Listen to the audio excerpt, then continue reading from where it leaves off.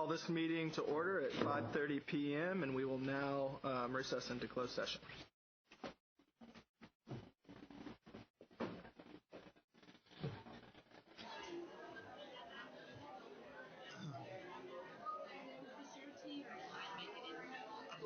Yes, ma'am. Yeah. Although I try not to drink it all because this tea keeps me up all night.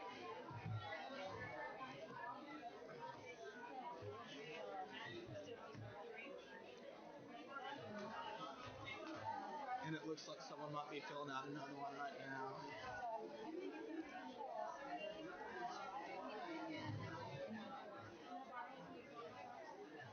Yeah, it looks like they're into it.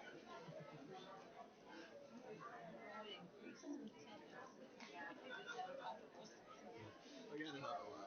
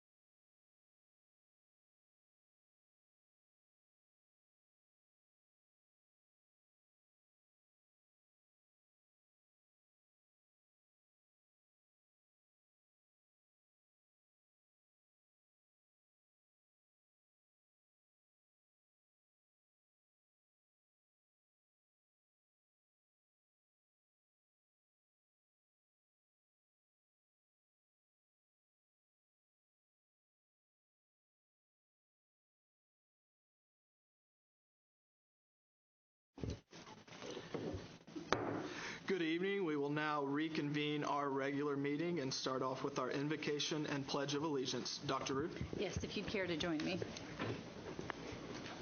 God, we thank you for the people gathered here tonight. We thank you for their vision, purpose, and commitment to work for the people, for the children in Northwest ISD. We thank you for our board's leadership and their commitment to each of our children. We ask that we might have the wisdom to make decisions that guide our students' learning and the insight to consider the many needs of Northwest ISD and all of its students. We ask safe passage for each person present as they make their way home tonight. We ask your blessings on this proceeding. Amen. Now, it is my pleasure to introduce three students who are here tonight from Hatfield Elementary.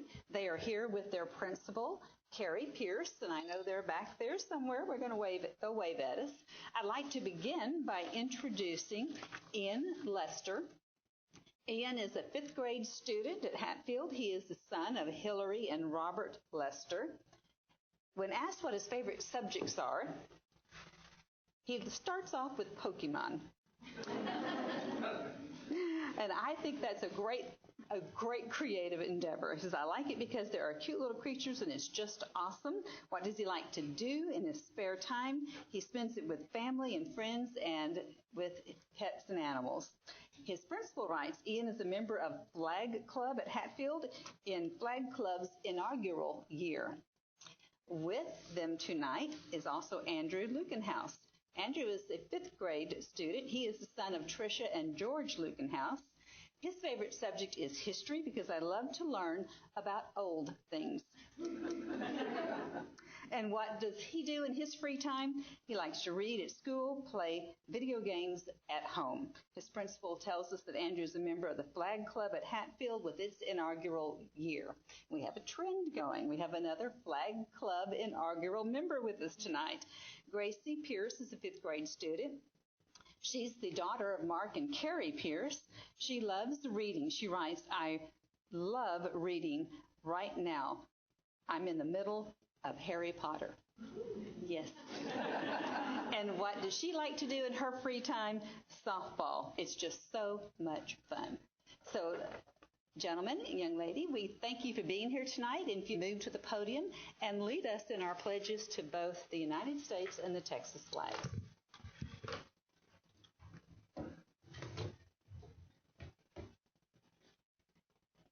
Okay, right there at the microphone. Excuse me, Ian. We're going to bring you to the microphone. There you go. And I think there may be a step stool if you'd like to step up so you can be seen. There you go. Room for everybody to share. Okay.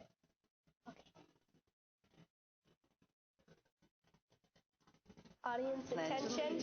To the flag of the United States of America and to the republic for which it stands, one nation, under God, indivisible, with liberty and justice for all.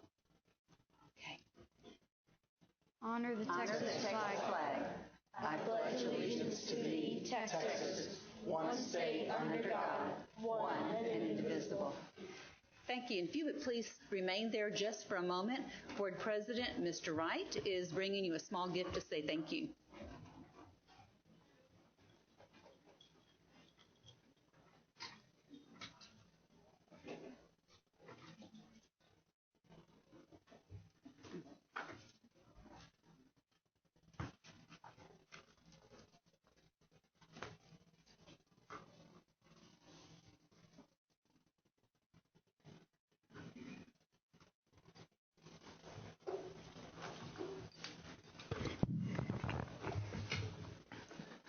That will bring us to item 7, recognitions. Dr. Root.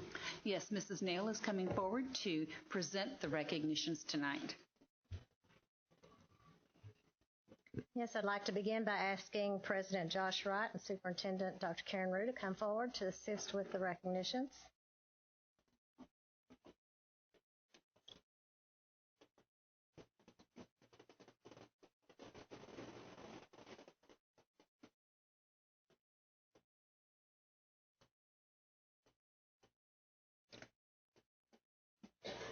I would also like to ask Associate Superintendent for Business and Operations, John Graswich, to join them as well.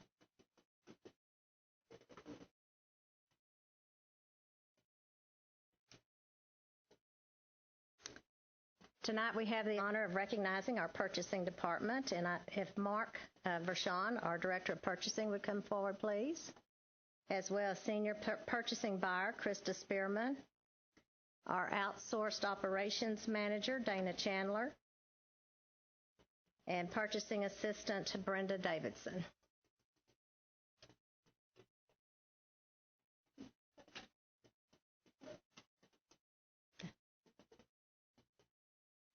As a part of the process to define best practices for purchasing, the Texas Association of School Business Officials Purchasing Research Committee and the Board of Directors has created an award of merit for purchasing operations in Texas school districts. The design of the award allows any size district to compete for the recognition in this field. Much of the award's emphasis is based on best practices in purchasing as identified by the Legislative Budget Board during the Texas School Performance Review process and on the purchasing module in the management section of the Financial Accountability System Resource Guide, published by the Texas Education Agency. The TASBO Award of Merit for Purchasing Operation provides recognition to school districts, open enrollment charter schools, and education service centers that are committed to following professional standards in the acquisition of goods and services. Those districts that earn additional points may receive recognized status as part of their award. These districts are considered the most innovative in Texas. And this is the 5th year that Northwest ISD has received the Award of Merit for Purchasing Operations by TASBO. Congratulations to all of you. And Mr. Graswich?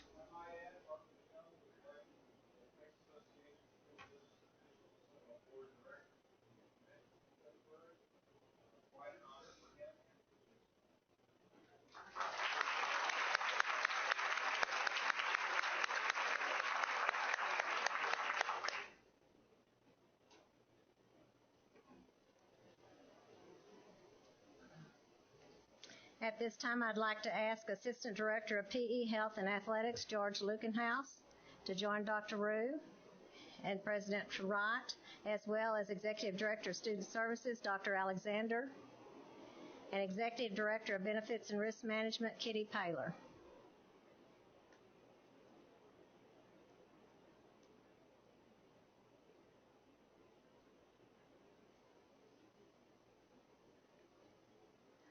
Also in the audience, if we have, is Heather Hicks with the American Heart Association here with us?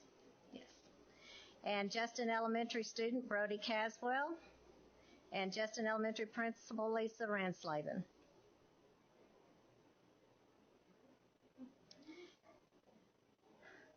Northwest ISD has been named a gold level fit-friendly worksite by the American Heart Association.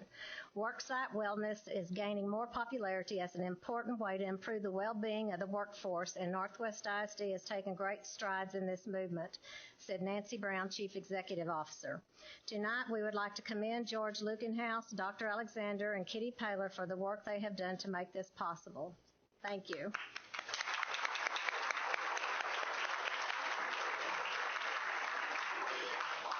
As continued support of the American Heart Association, a check is being presented from the Go Red T-shirt campaign. This check is presented to Heather Hicks from the American Heart Association. And I believe you have that. In addition, we would like to honor Justin Elementary student Brody Caswell for providing the artwork that was selected for the T-shirt design. Brody will be presented with a certificate and a T-shirt displaying her artwork, and we want to congratulate her for this fine job.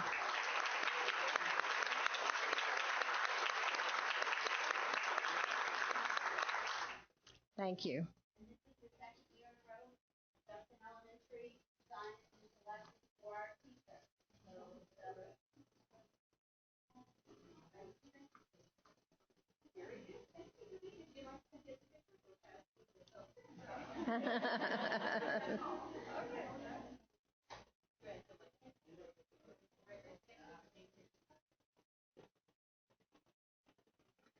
Now I'd like to ask Assistant Superintendent for Curriculum and Instruction, Dr. Rob Thornell, to come forward, as well as our Director of Research Assessment and Accountability, Dr. Melissa Decimo.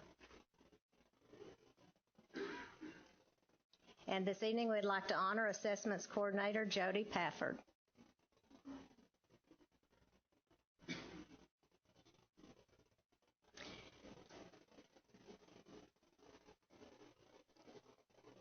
Each year, the Texas statewide network of assessment professionals recognize one individual in each education service center region to honor for their dedication and proactive endeavors to the field of testing. This year, Northwest-owned Jody Pafford was honored on February 16th at the annual Testnet, I'm not sure I said that right, luncheon. Her leadership is relentless in serving Northwest, developing systems to ensure ease in administration and organization of assessments, and her communication of innovative ideas to the region. Region 11 is comprised of 77 public school districts and 22 charter schools, and we congratulate Jody for this outstanding honor.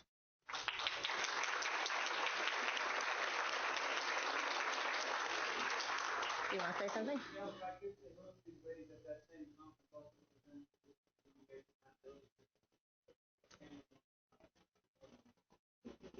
Thank you. And at this time, I'd like to introduce Jerry Cantu, our Coordinator for Communication and Community Relations, and ask Phil Beckman, our Partners in Education Specialist, to please join Dr. Rue and Mr. Wright. Thank you, Ms. Neal. Tonight, we'd like to welcome two new partners in education to Northwest ISD, Dr. Paulette C. and Dr. Justin Smith, both representing Cook Children's Pediatrics, which will soon have another new clinic serving our students and our community. A graduate of University of Illinois College of Medicine, Dr. C. brings more than 12 years of experience in general pediatrics. Along with having a successful practice, Dr. C. enjoys the opportunity to share her love of pediatrics, educating medical students and residents. When she's not taking care of patients at her new office in Hazlitt, Dr. C. enjoys spending her time with her husband and 3 daughters. Dr. Justin Smith grew up in a small town outside of Abilene. He attended the University of Texas Southwestern Medical School and did his pediatric training at Baylor College of Medicine. In his spare time, he enjoys playing with his 3 young children, exercising, reading, and writing about parenting and pediatric health issues. Dr. Smith is currently Cook Children's Director for Primary Care Innovation and will open the new Trophy Club Clinic later this month. Please join me in welcoming Dr. Paulette C. and Dr. Justin Smith as official Northwest ISD Partners in Education.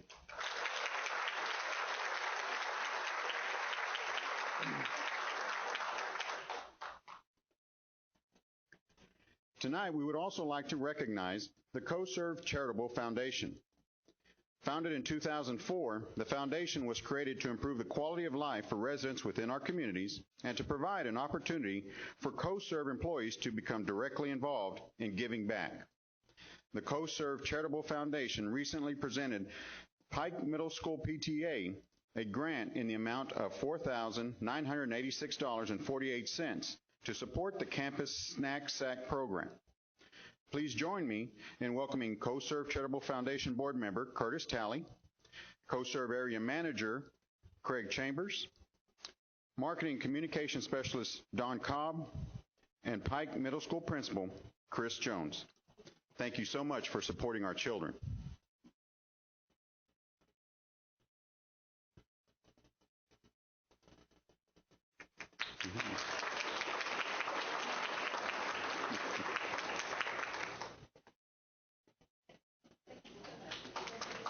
Thank you.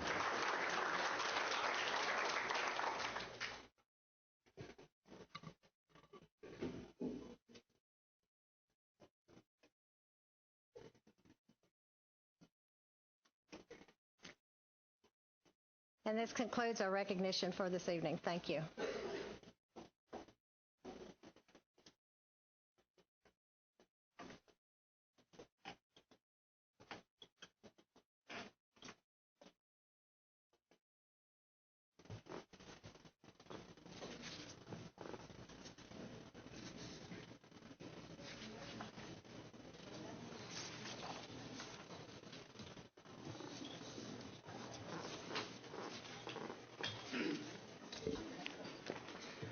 Thank you.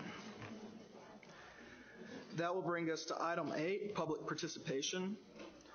This is an opportunity for the public to address the Board of Trustees on any matter, whether or not it is posted on the agenda. The Board of Trustees is not permitted to take action on or discuss any presentations made to the Board of Trustees at this time concerning an item not listed on the agenda. The public can only speak during public participation or defer to a specific agenda item. The presentation is limited to 3 minutes. Persons must sign up and complete a request to speak form before the meeting begins and state their topic. Mrs. Lund, would you like to speak now or defer to a specific agenda item? Mr. O'Connor, would you like to speak now or defer to a specific agenda item? Ms. Collins, would you like to speak now or defer to a specific agenda item? Mr. Bernes, am I getting that right? Barnes, excuse me. Mr. Barnes, would you like to speak now or defer? I'll defer. Thank you. And Ms. Dono, would you like to speak now or defer? Thank you. Donahoe, excuse me. All right, with that, we will move to item 9, consideration and possible action regarding the Level 3 appeal filed by Mr. and Mrs. Jones pursuant to Board Policy FNG Local. Mr. President, Mr. Schluter? I move that the board deny the Level 3 appeal, thereby upholding the administration's decision at Level 2. Second.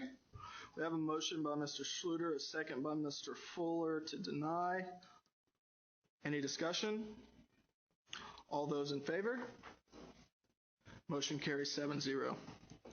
With that, we move to the consent agenda. Board members? Mr. President? Mrs. Holland? I'd like to make a motion to approve the consent agenda as submitted. Second. We have a motion by Mrs. Holland, a second by Mrs. Kopp to approve the consent agenda as submitted. All those in favor? Motion carries 7-0. Thank you. All right, that'll take us to the discussion action portion of the agenda. Item A, order of cancellation of Board of Trustee election. Dr. Rube. Yes, thank you. As the board is aware, there are no challenges to incumbents in this next election, so the recommendation to the board is that that election be canceled.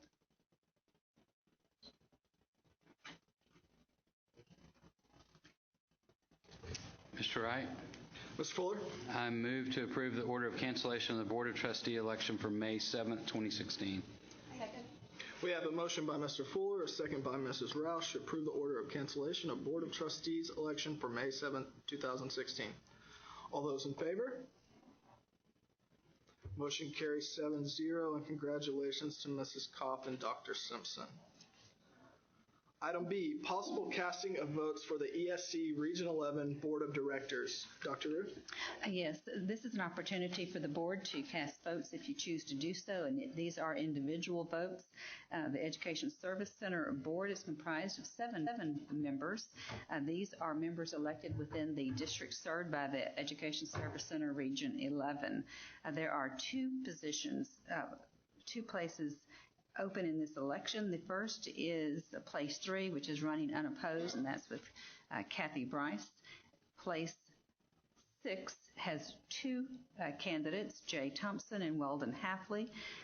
There is some information specific to them that you might have reviewed previously.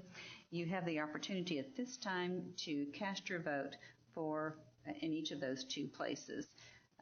It's an action item, and the vote is not one taken as a board, it is as individual members of the board. So this is your opportunity. You have a ballot before you. That ballot allows you to cast your vote. If you choose to do so, we will hold it. Our Jennifer Carlisle will collect them and return them to Region 11.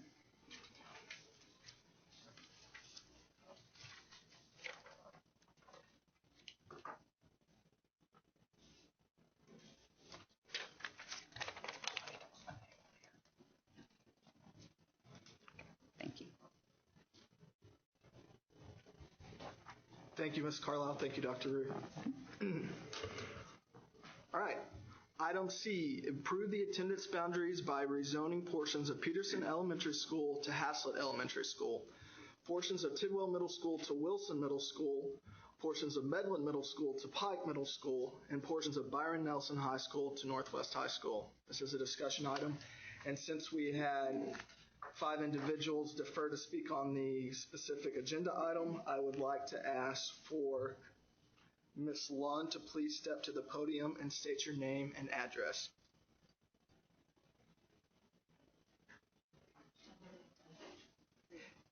Yes, and as I mentioned earlier, the presentation is limited to 3 minutes.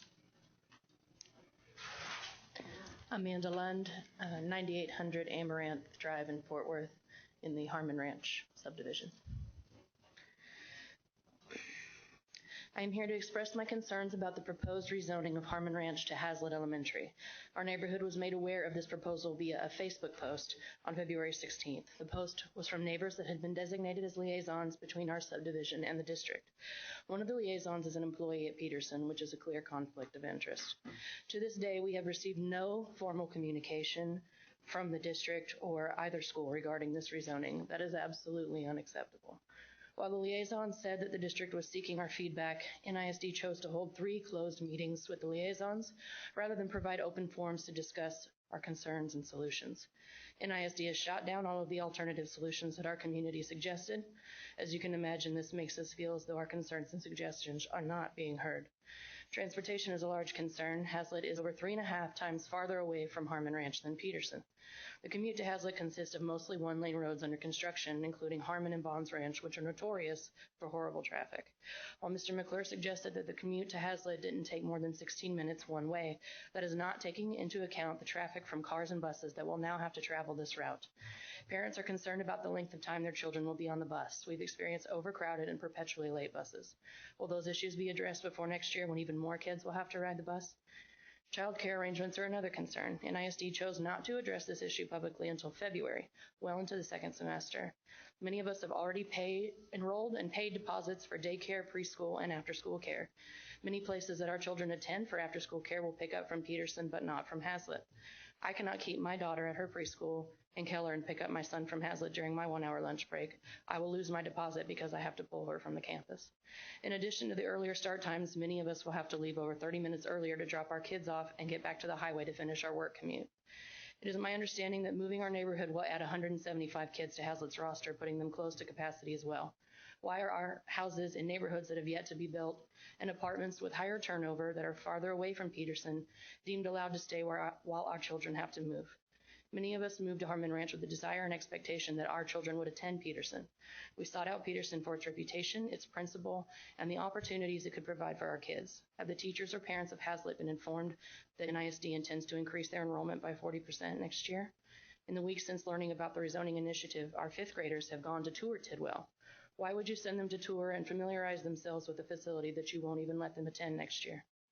Perhaps the largest concern of all is that according to NISD, our children are not exempt from being rezoned again in the next 3 years, which is the estimated time given for our neighborhood to have its own elementary. That means while living in the same house from K through 5, my son could go to 3 different elementary schools. That is not a stable environment for my child. They'll also have to transition to longer instruction time, becoming a bus rider, a new building, and leaving friends and trusted teachers behind. Was that 3 minutes? Yes, ma'am. Thank you, Mrs. Long.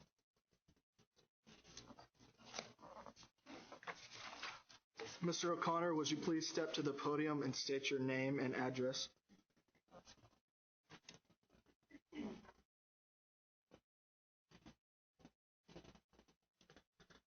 My name is John O'Connor. I live at 7731 Valley Ridge Drive in North Lake, Texas. Go ahead and go. Yes, sir. All right. I am up here for the rezoning as well. For mine, it's my son that right now is zoned to go to Medlin to go to Gene Pike. My understanding is that approximately, I guess, 80 years ago or so, before we moved to this place, they rezoned our neighborhood from Gene Pike to the new middle school in Trophy Club, or the middle school and Trophy Club. Now they're going to rezone them back. I'm confused, one, why we constantly rezone. In the beginning, it was probably a few homes. We're not a big neighborhood. Now they're talking about rezoning us again to go over Gene Pike.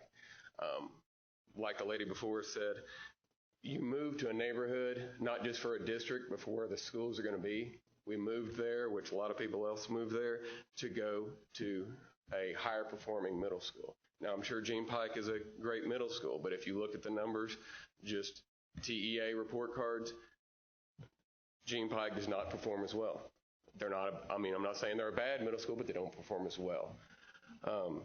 You have 9% economically disadvantaged at Medlin. You have almost 30% at Gene Pike. At a school that has a higher at-risk with free and reduced, you have a higher ELL population, you have a higher SPED population, you would want smaller schools. I teach in Flower Mound, I teach in Louisville School District, I teach at McCamey. It's an overcrowded middle school. We're zoned for 350, we have 1,100. We have 9 portables there because of it. I understand, I've taught at other schools. When you have schools where you don't know if the kids are going to eat, if you have higher SPED populations, you need a smaller group there because they tax more of your time. My concern is, one, we're getting hit on this in like 2 or 3 weeks right before they're supposed to come in. My concern is whether or not my son, who's in the gifted and talented program, when he comes in, is he going to have the same challenge by the teachers, because the teachers are having to work with kids that have more needs and more issues going on there. Again, I'm not trying to knock that school. This is just what issues are there. Are you stealing from Peter to pay Paul to make that happen? Why are we adding to a school that has teachers that need to struggle with those kids that are pushing forward those kids? Why? And I ask you, if your child was there, would you rather them go to a better overcrowded middle school, one that performs better, or would you prefer them to go to a less crowded middle school? And I get firsthand the overcrowded. But when you make this decision, remember, it's not just changing a borderline and going, oh, there's fewer kids at this school, there's more kids at this school. But that it's people's lives, middle school and high school. Thank you. Thank you, Mr. O'Connor. Ms. Collins, would you please step to the podium and state your name and address?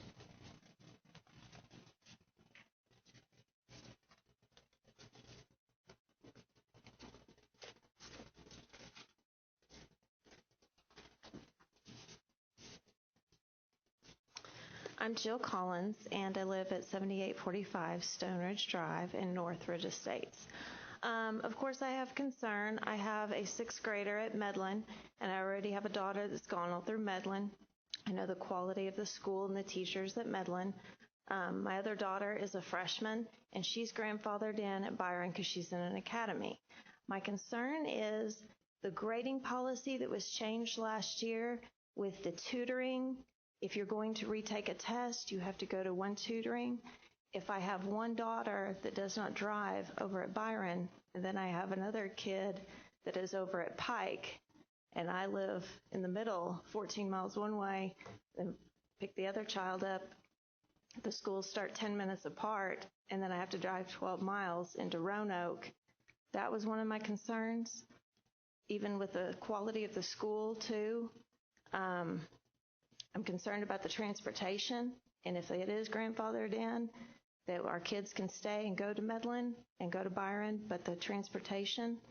I'm also concerned about the construction of 156 that is getting ready to go on and happen, too, and about the safety of it to get our kids to Pike if that happens.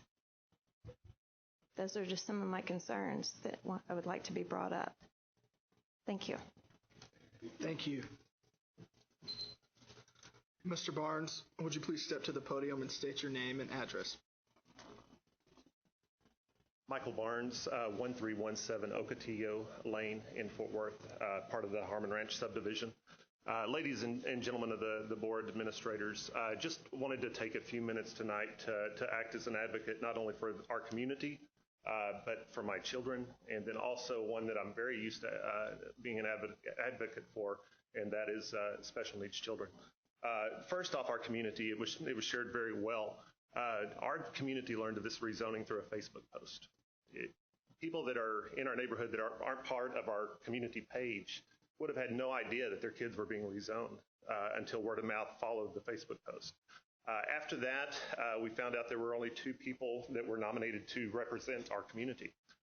One of those, as mentioned, was a Peterson employee. I have 4 kids. I have 2 that will be impacted at OA Peterson. I have 2 that will be impacted by the move to Wilson. The drive, as mentioned earlier, I think the original time was about 12 minutes is what we heard. Just the other night, non-school hours, I drove it. It took 30 minutes to get back home from Wilson. Hazlitt is about a 16-minute drive, which was originally forecast as 12-minute. I think the other was forecast about 20. So that's a 7 to 5 school day for kids, for parents that have kids in the elementary and in the middle school. So that's just a major issue. She mentioned the busing. We've had numerous issues this year with busing in our community. At times, I think Harmon Ranch is to the point where we feel forgotten in the southern part of the district. We don't really feel represented. I think this adds to that issue. As for my kids, first off, and this will tie into what I'm used to being an advocate for, as you know, within the next 10 years, 1 in 20 kids will have autism in the U.S. That's a forecasted number by different journals. The kids in the autism spectrum are not figured into this. I read the mission and it says all students. Whenever you take a rezoning aspect and you put autism students into that have a very difficult time and change, then that's a problem. It's a problem beyond rezoning, beyond the school district.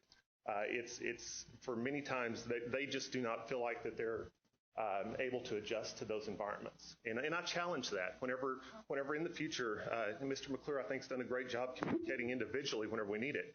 But at the same time, whenever in the future, I think we've got to look at the kids on the spectrum and really take a look at how they're impacted by these moves. And unfortunately, I don't think that was done in this case. The communication piece, going back to that, I'm probably about out of time, but the communication piece, that was the biggest fault. Yes, we're only a couple of miles from Peterson, and now we're going to go another 10 minutes away. That's an issue in itself.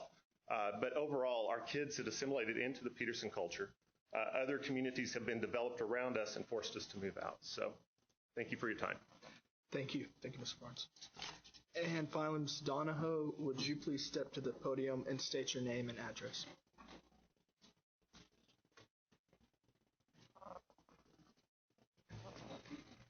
Amy Donahoe, 211 Bingham Road, Northlake, Texas. My husband and I have been homeowners in Northlake for the past 18 years. We have 4 sons, ages 8 to 15. 8 years ago, I vehemently argued with Dennis McCreary that the rezoning of Northlake was never a good long-term solution, and I continue to follow up with him on a yearly basis as I saw the numbers at Medlin and Byron skyrocket, while Pike and Northwest had low enrollment. Now the district has 90 Northlake kids who will be affected by a second rezoning. I appreciate the fact that all of these students will be grandfathered in to finish their high school years at Byron Nelson, but no transportation is being given, which potentially means that students who aren't driving or whose parents can't provide transportation will have to change schools again. Our oldest son is in 9th grade and is pleased to be able to finish at Byron. For our 7th grader at Medlin, it's a much more difficult decision on what to do. While it would be easier on me for him to ride the bus to Pike next year, we are being forced to look at the long-term ramifications for him. Next year, as an 8th grader, he will be given the choice to apply for an academy. I don't want to move him to Pike for 1 year, which makes him start over once again, only to potentially move him again if he's accepted into an academy. Add to the mix that our 3rd son is a 5th grader who's excited to go to Pike because he won't be forced to leave his friends and start over.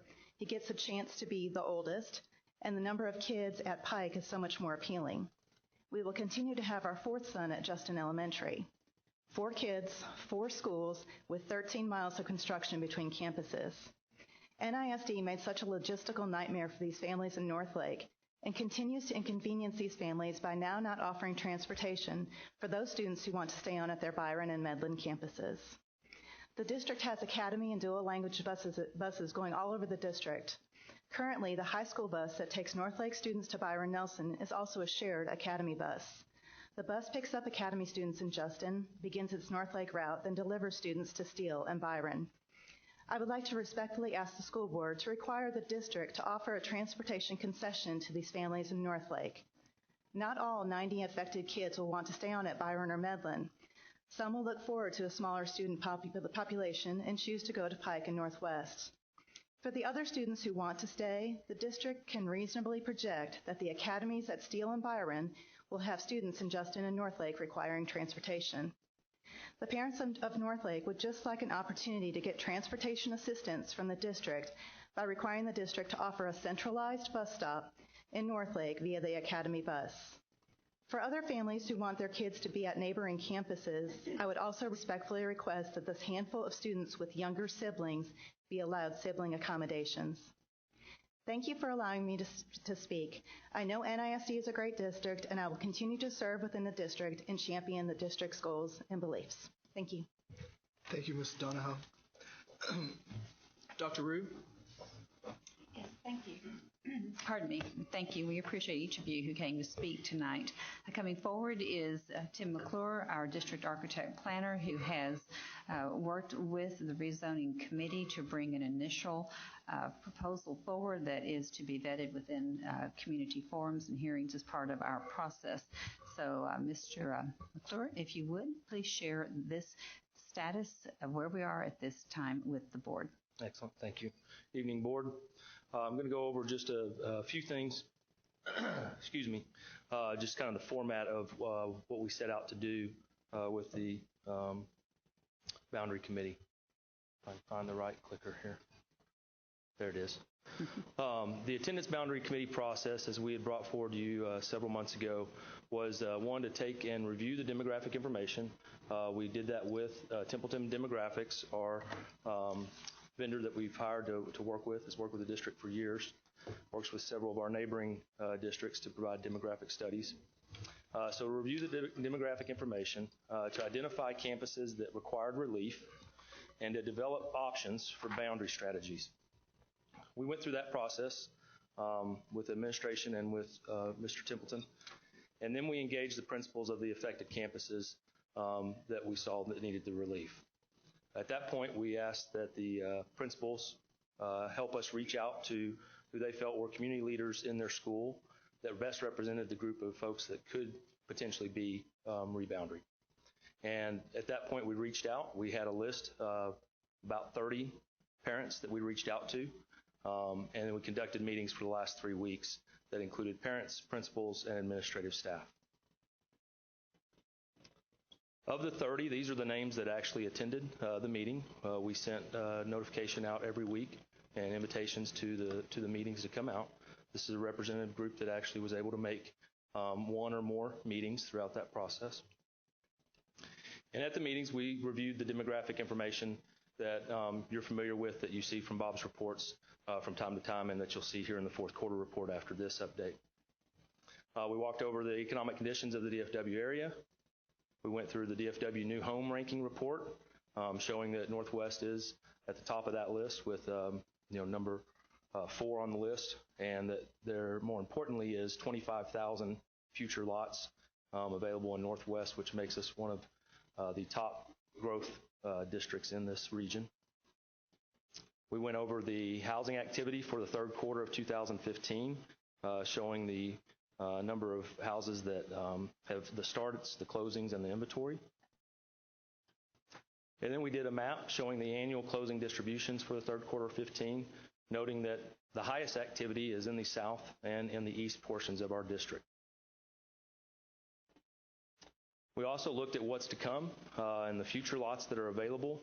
Once again, the south comes up on that page, as well as the central portion of the district, and a little bit at the north with Canyon Falls. We reviewed the 10-year forecast. On the 10-year forecast, we talked to the committee and said, what you're looking at here with the yellow and green and white squares is yellow means you're over capacity, white means you're under capacity, and green means you're operating within about 5% of the effective capacity for any given school.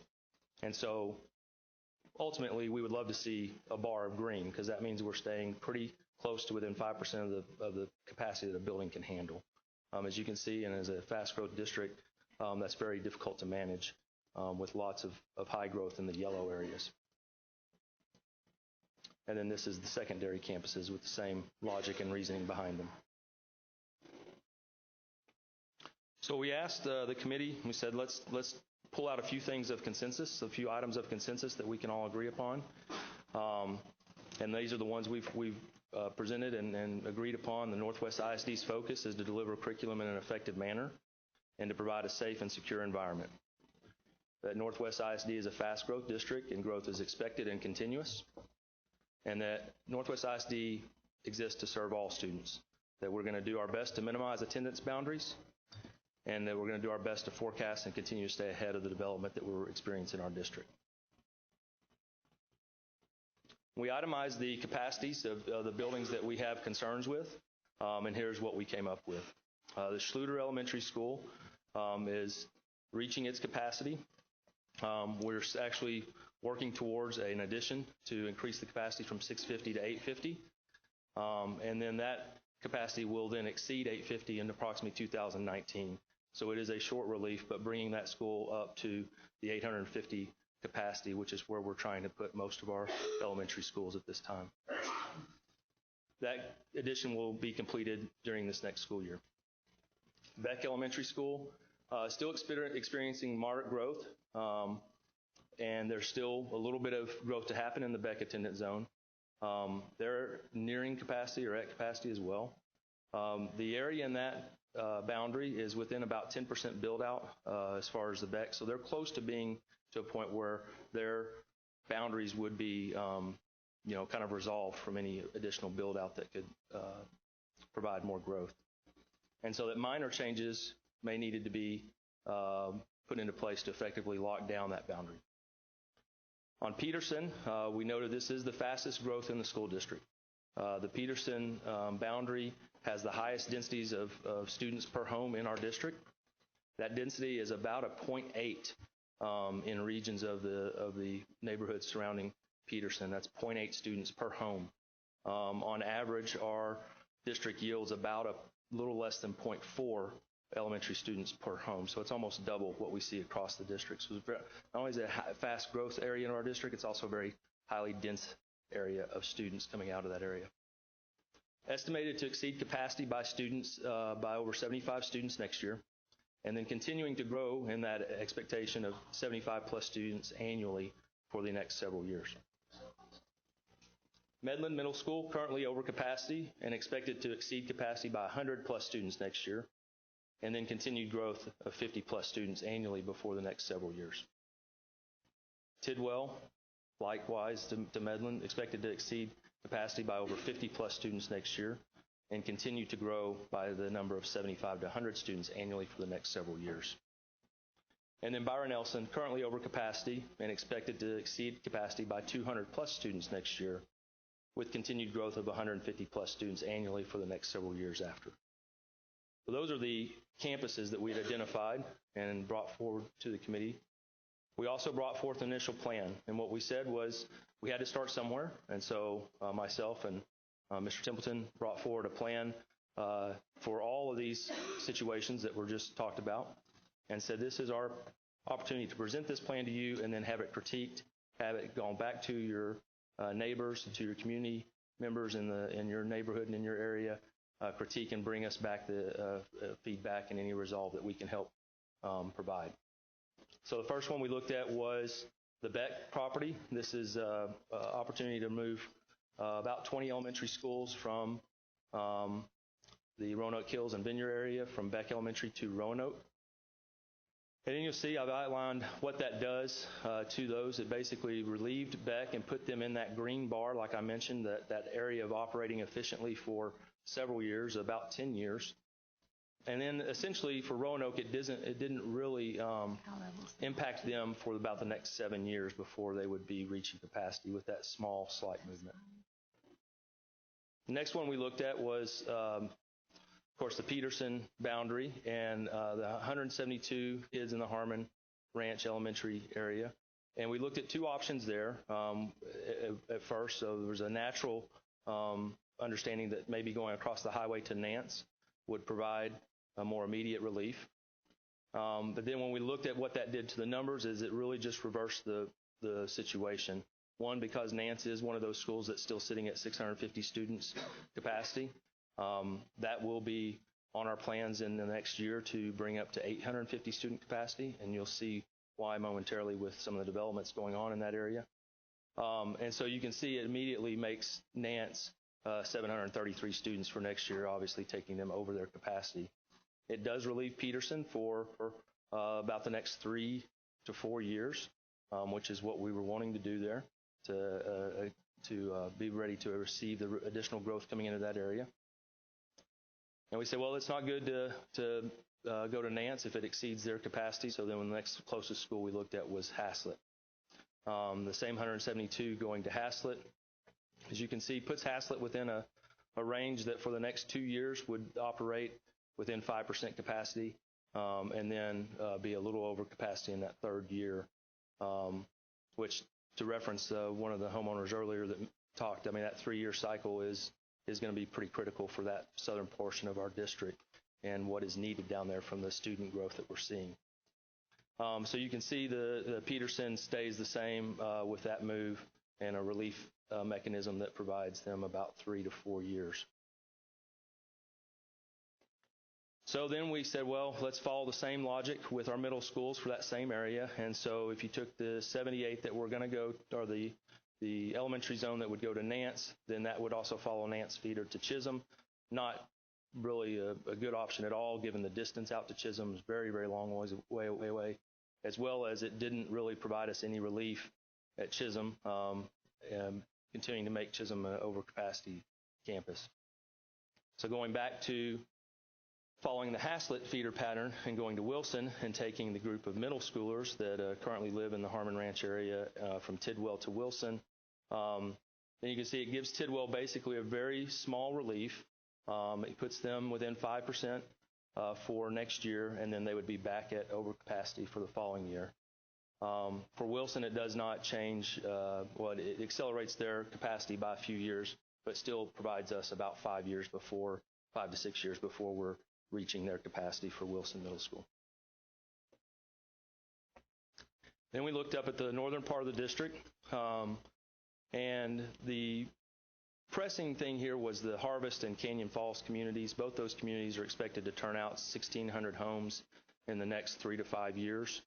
And so obviously those amounts of students coming towards Medlin and Byron Nelson, which is already both over capacity, was our concern. So we looked at moving the 36 middle school students from Medlin to Pike.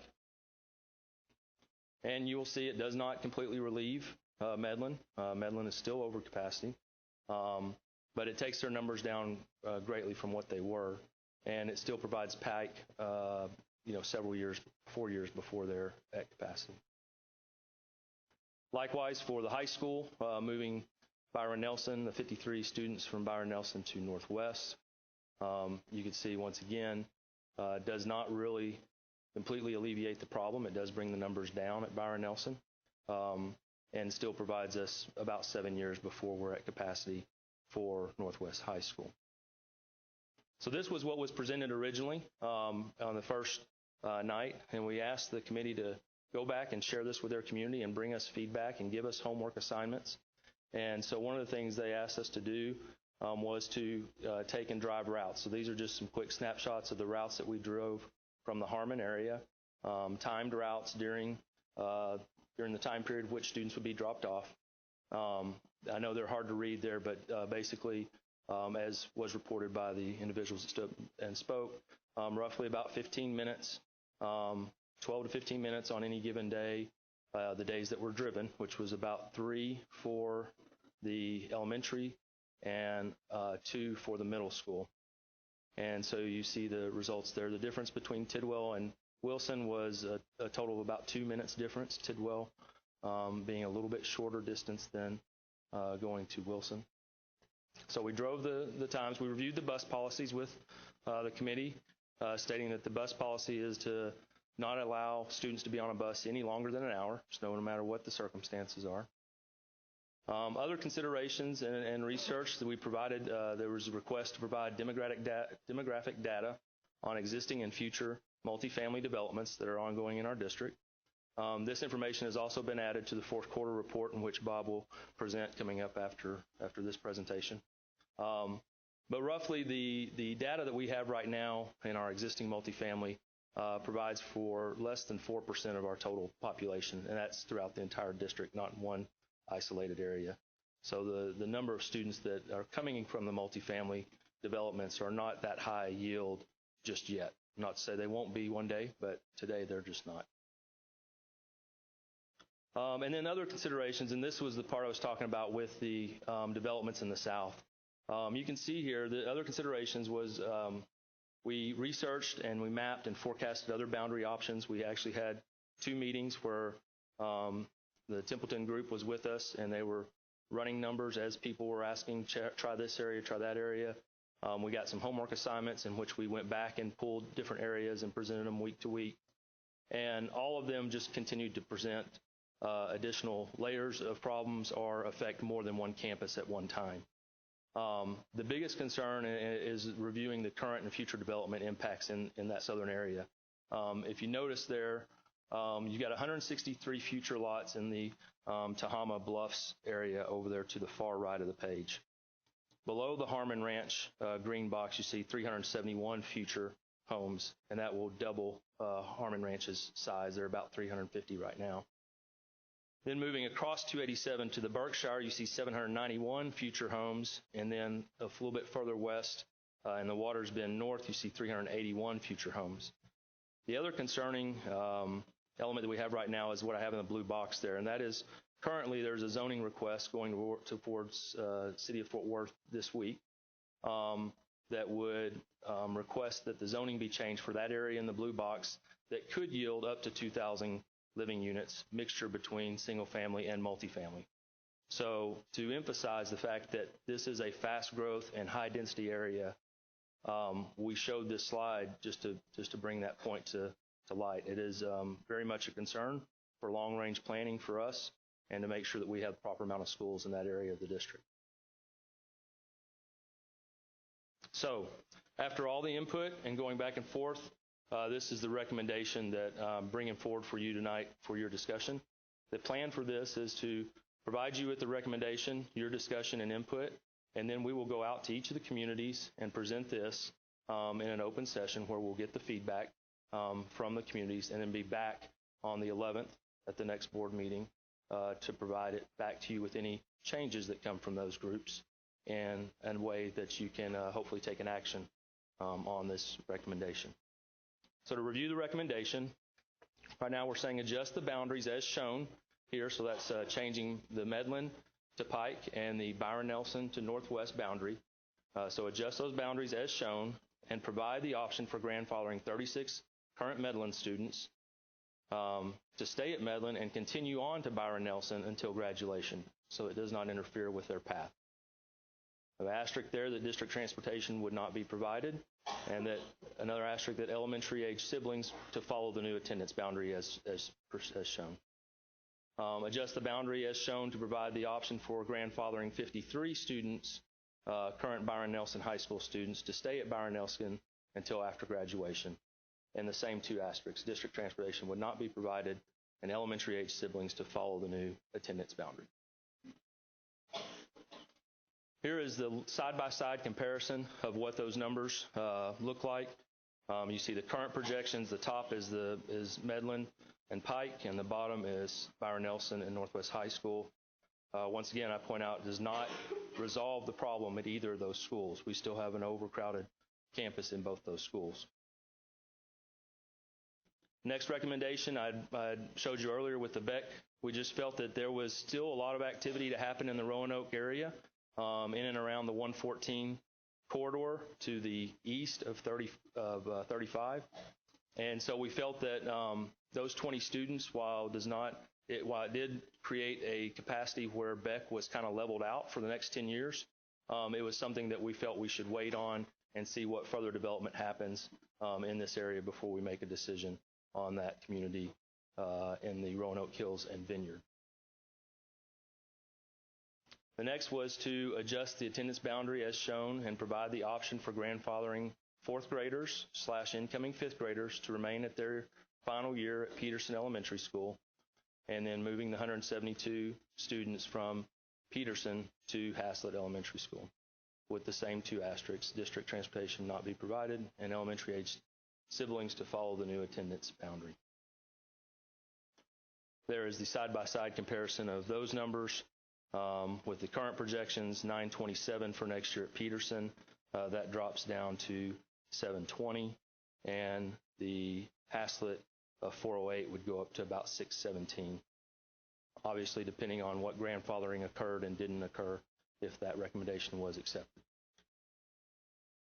And then the last piece of that, adjusting the attendance boundary as shown to provide the option for grandfathering the current 7th graders / incoming 8th graders to remain their final year at Tidwell, and then district transportation not be provided, and elementary age siblings to follow new attendance boundary. And then there are those, excuse me, there are the projections there. You can see it brings Tidwell down from 1252 projected for next year to 1160, and then they would be just over about 60 students the following year, going back into a scenario where they're over capacity. Yes. Pardon me, Mr. McClure, I would like you to speak to the fact that as we look at these projections, this is viewing this without incoming new schools that will be coming online as we go. That's correct. We have a middle school to be opened around 2019 in the adjacent property to Eaton High School, which does alleviate some of what you're seeing there in the outer years. Yes. And then we speak to the properties under, the fact that we're accruing property that adds additional high school and middle school sites in this section of the district. That's correct. We don't load in the projections for new schools just yet. We let this be the tool that guides us to help us decide when those schools are ready and where they're needed. As Dr. Rue put it, we absolutely those numbers will change dramatically once the next layer of schools starts to be impacted into that graph.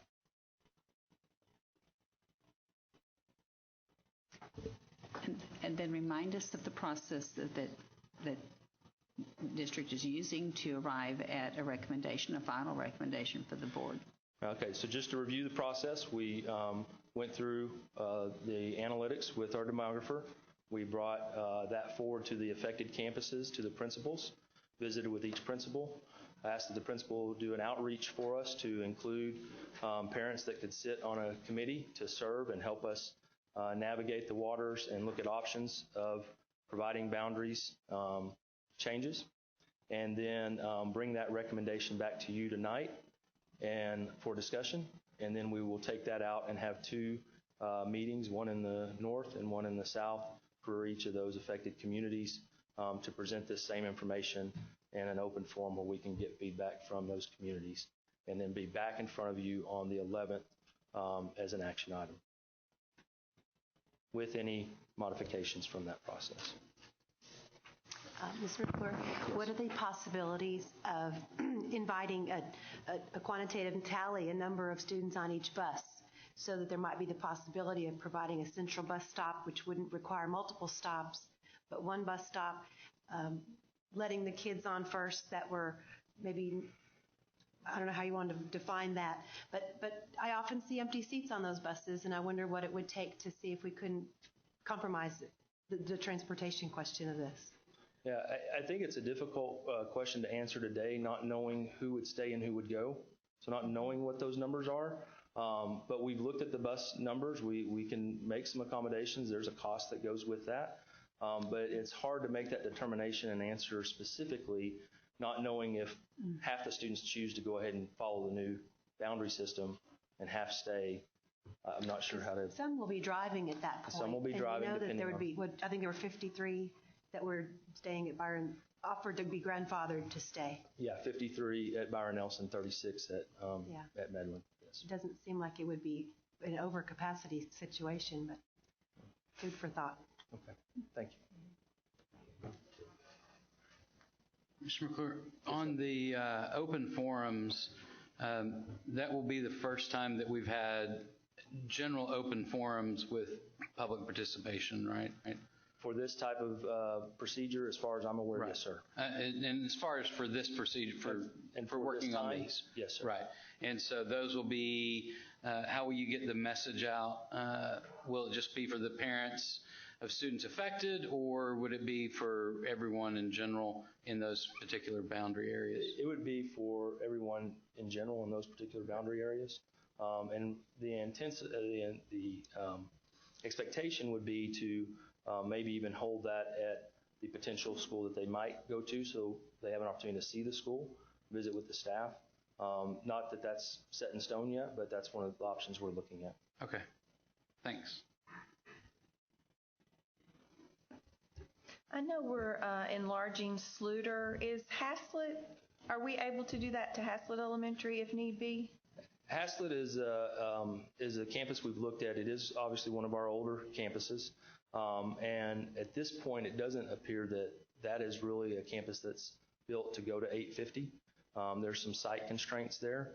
But we are looking at other options that we'll bring forward in the long-term, long-range planning committee as to how to resolve the Haslett scenario. Okay. My initial response would be it's not really fit from a site perspective and a campus, the life cycle of the building to go to 850.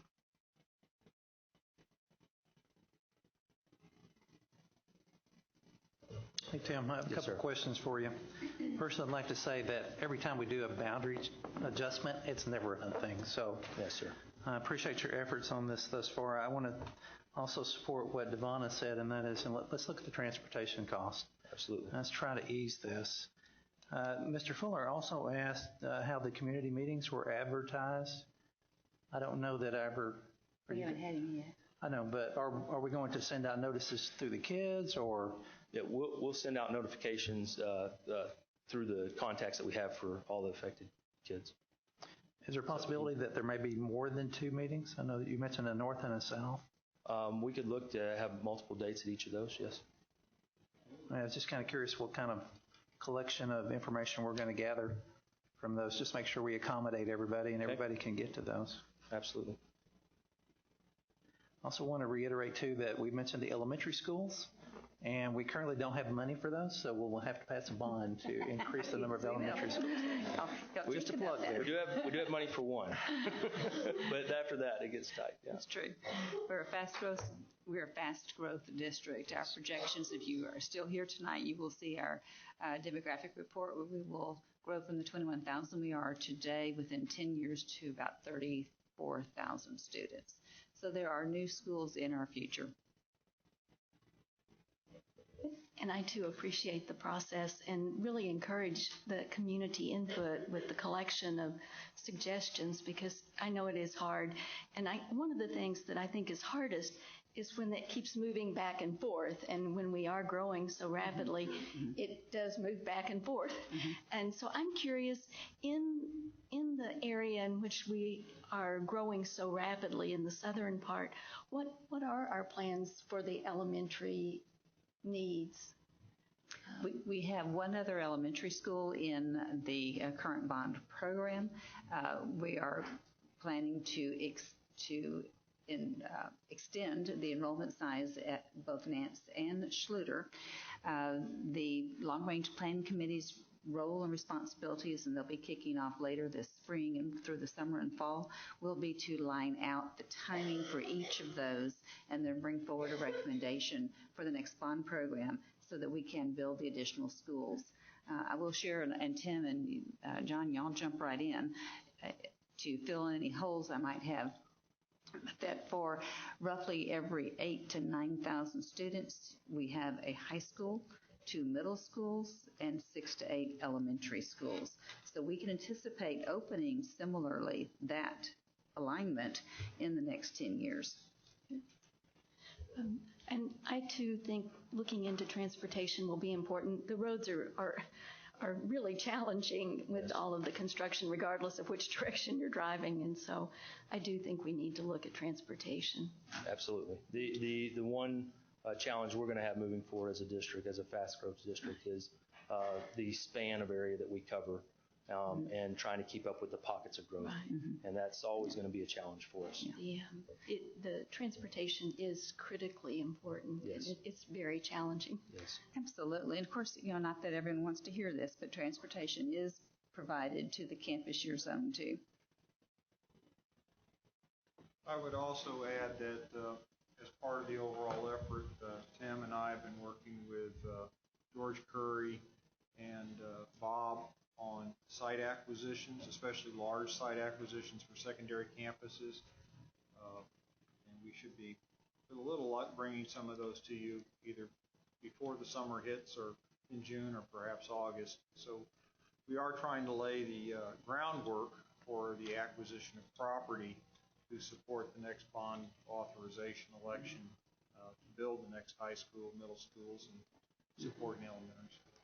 So that's another piece of what's going on as well. You may recall we had Bob a while back draw some big circles on a map just to try to identify how many high school clusters we'd be building. And so that was some of the groundwork that's gone into what Tim has taken forward, working with boundaries and bonds. And of course, as you will recall, we will be looking at the loss of ASSETAR funding in 17-18. So some of these boundary adjustments are to help smooth out the enrollments in campuses and also to offset some of the budget impacts. Because quite frankly, we just can't afford to build schools that only have 1/3 of their enrollment at capacity, when we open them. So we'll try to open them at least half or better on capacity.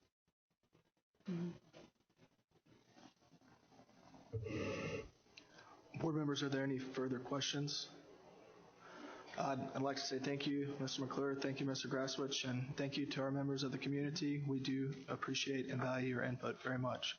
Thank you for being here this evening. Yes, I'd like to add that as well. Thank you very much for coming and sharing with us tonight, and we hope that you will attend the community forums as part of the long-term process here. Appreciate it.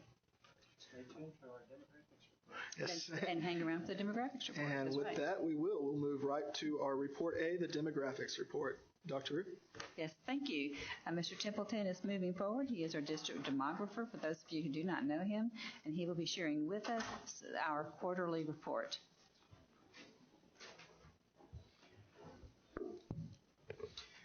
Good evening, Board President, members of the Board, Dr. Roots. Very good to be with you tonight.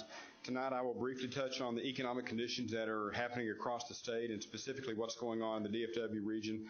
We will talk about the housing market, what we're seeing with new home construction, and then we'll get to the enrollment projections. Well, the DFW region continues to be performing very well for job growth. In fact, we're one of the top 5 cities in the country for job growth.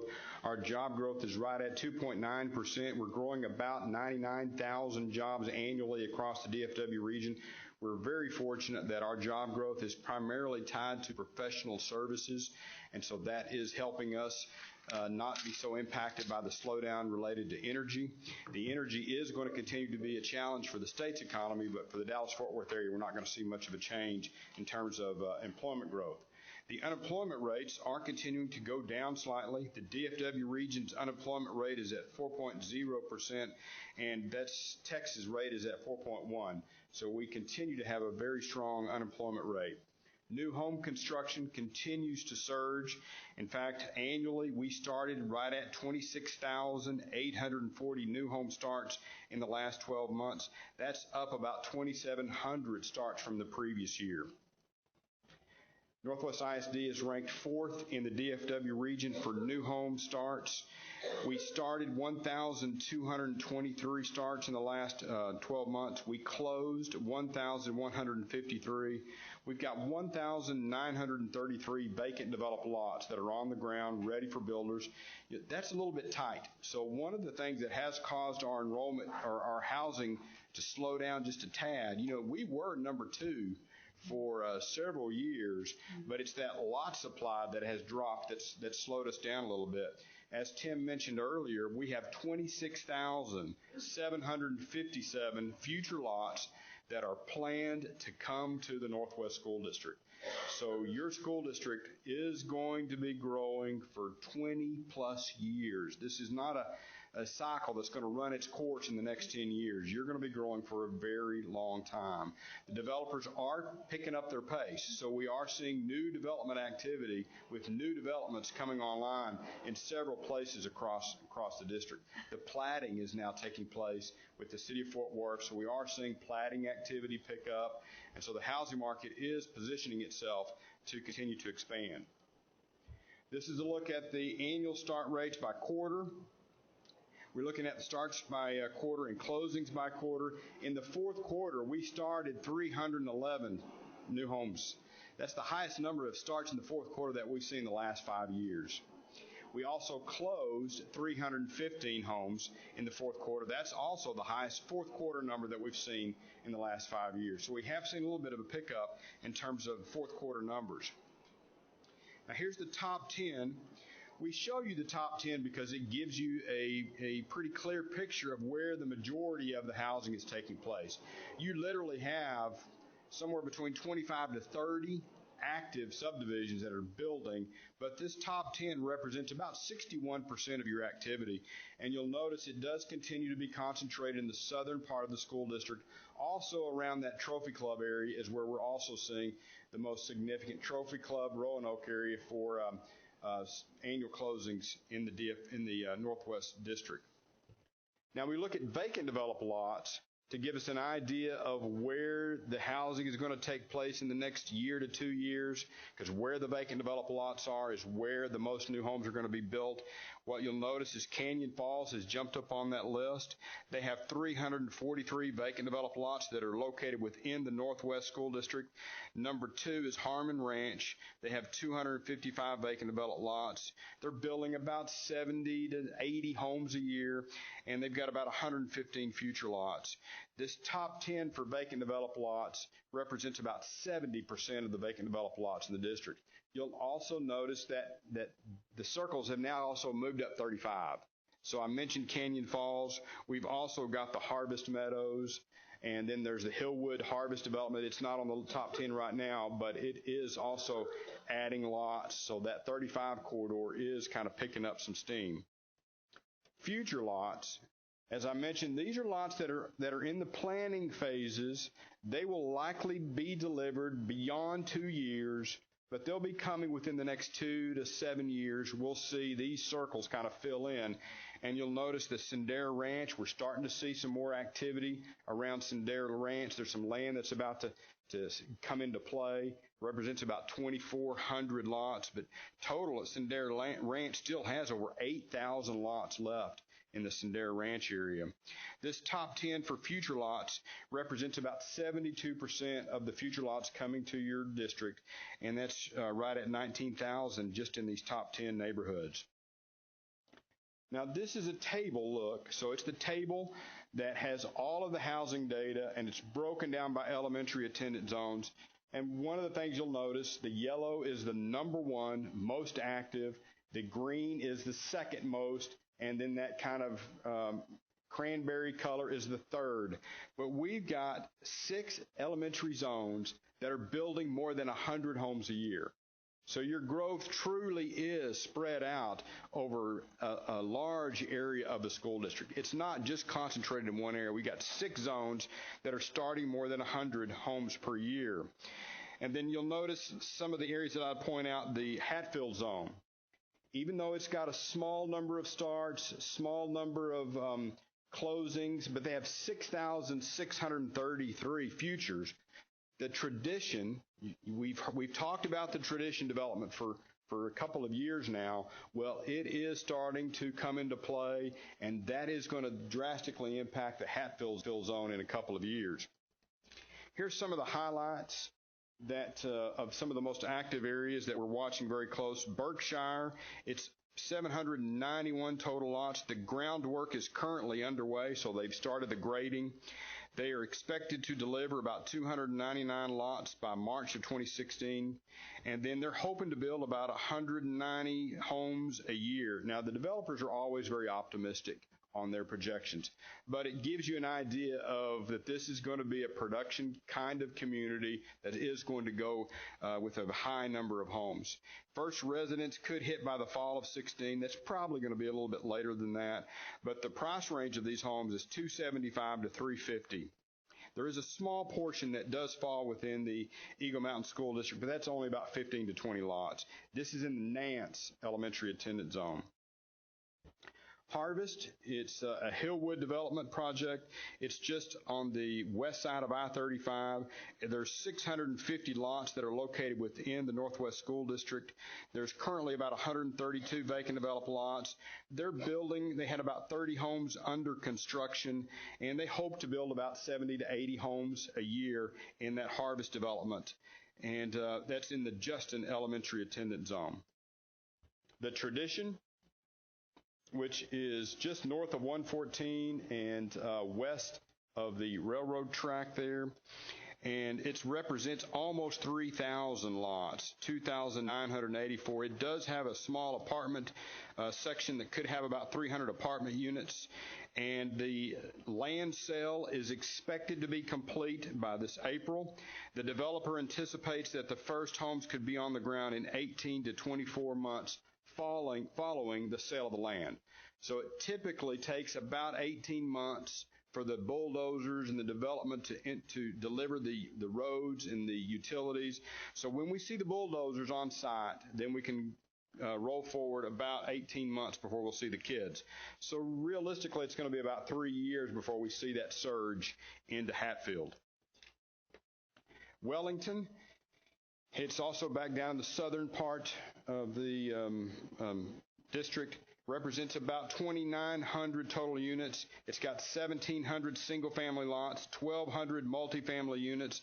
The first 500 lots are currently in development, expecting to deliver the lots in the spring of 2017, so about a year from now.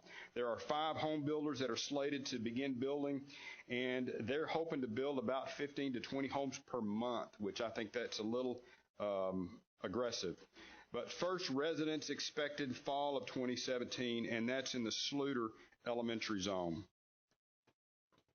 Sendero Ranch, I touched on it just a little bit earlier. It's a large, very large master plan community. It's got almost 11,400 total lots with 8,600 future lots.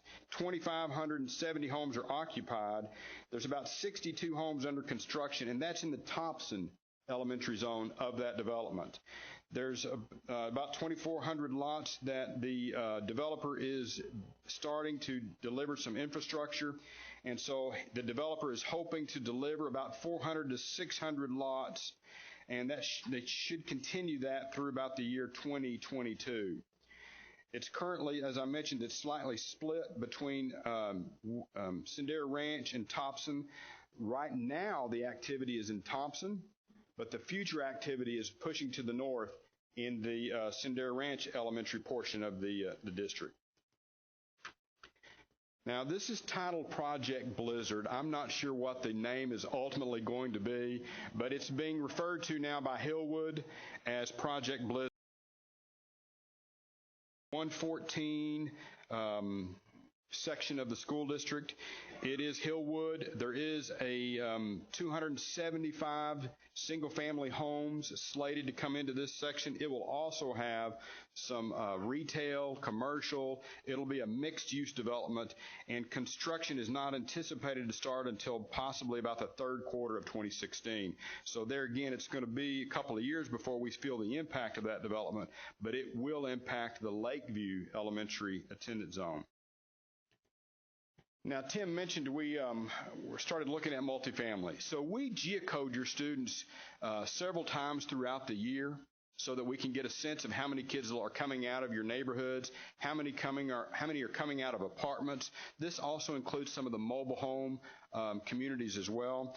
And what we noticed is that in 2014, we had 676 students that lived in multifamily, and in 2015 it jumped up to 803. So we have seen an increase in the students that are living in multifamily, but our yield is presently averaging about 0.32 students per unit, and that's about half of what single family would be. Now we're tracking multifamily that's under construction. We've got about 1,743 units that are either under construction or preliminarily planning to come to the school district. There's that Avondale Apartments, which is just off of 287. It's in the Haslett zone. There's the Presidio in the southern part of the Peterson zone. That's about 300 units. The Enclave off of 170 is 339 units. Hillwood in the Blizzard, they've got about 750 apartment units in that Blizzard project. And then by the across from the Texas Motor Speedway near the Marriott Hotel is about 132 units. And so that just gives you a pretty good glimpse of what's going on in multifamily. Now, multifamily over time is going to increase. The I-35 corridors, 114, 170, 287, those major roadways are where we're likely going to see the highest concentration of future multifamily coming to the school district. Presently, though, single family dominates your residents. You've got about 96% of your students live in single family. Now, over time, that's going to change slightly, but right now, the single family is the driving area for where our kids are living. And here's a look at the enrollment projections.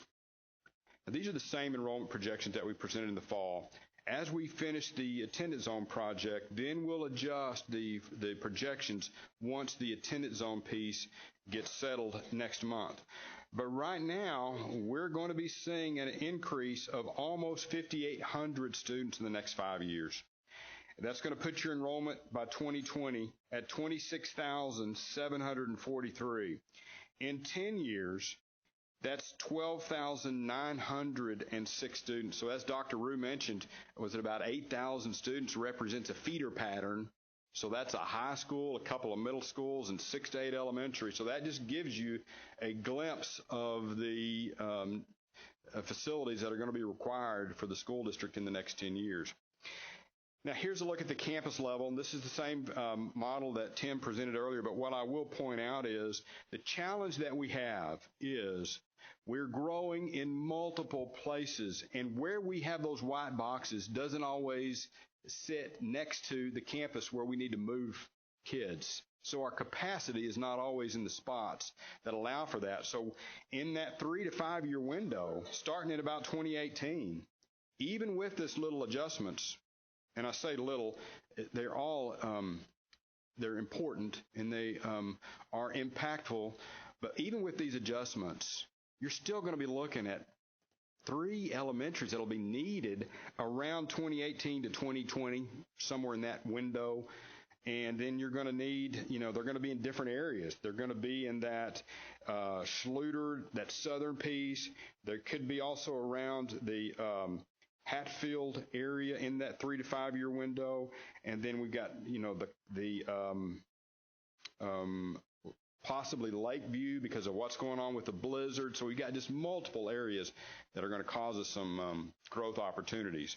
At the secondary level, as Dr. Rue mentioned, we've got, a middle school that could be coming on around 2019, but we've already got 3 middle schools that are right at the capacity. 1 is within 5%, but 2 are over capacity. At the high school level, Byron Nelson will be over capacity next year. And you can see by 2019, both Eaton will be near its capacity and Byron Nelson could be at about 3,100.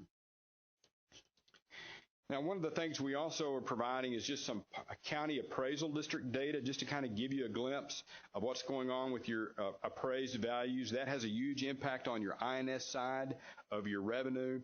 And what we noticed is your total net taxable value went up 5%, which was about $12.1 billion. But we did have a problem with the Tarrant County appraised values this year. I'm sure you're well aware of it, but they were short on their appraised values that had a huge impact on Keller, on Eagle Mountain, on all of the school districts that were in Tarrant County. Their appraised values were short because of some software issues that they had. And so that's become a huge problem. And you'll notice that in the map, that in the Tarrant County pieces, we do not have as much blue and green in terms of growth in their home values that we had in Denton County. So Denton County's single home values climbed a lot higher than what took place in Tarrant County. Now, this second slide on this topic of the appraised values, we also compared the appraised values to the geocoding of the students. And what you'll notice is that our average across the district is yielding 0.62 students per home. And the highest price range of yield is presently in that $350,000 to $500,000. They're yielding 0.73. And then where we have the most students is in the 150 to 250. We've got 7,141 students that live in that price range. This is just kind of FYI information to give you a glimpse of your appraised values and where the kids are living. I'll summarize, then we'll go back and answer some questions and have discussion.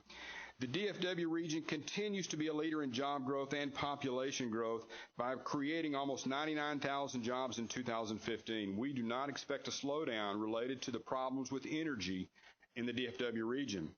Northwest ISD had more than 300 new home starts and closings in the fourth quarter, which is the highest number that we've seen in the fourth quarter in the last 5 years. Beck, Justin, Schluter have the highest amount of new home activity. Just in those 3 elementary zones, that represents about 41% of the district's starts. Northwest ISD can expect an increase of approximately 5,800 students in the next 5 years. That would put the district's enrollment at 26,743, and in 10 years, you're going to be at 33,854 students by the year 2025. Be happy to answer any questions.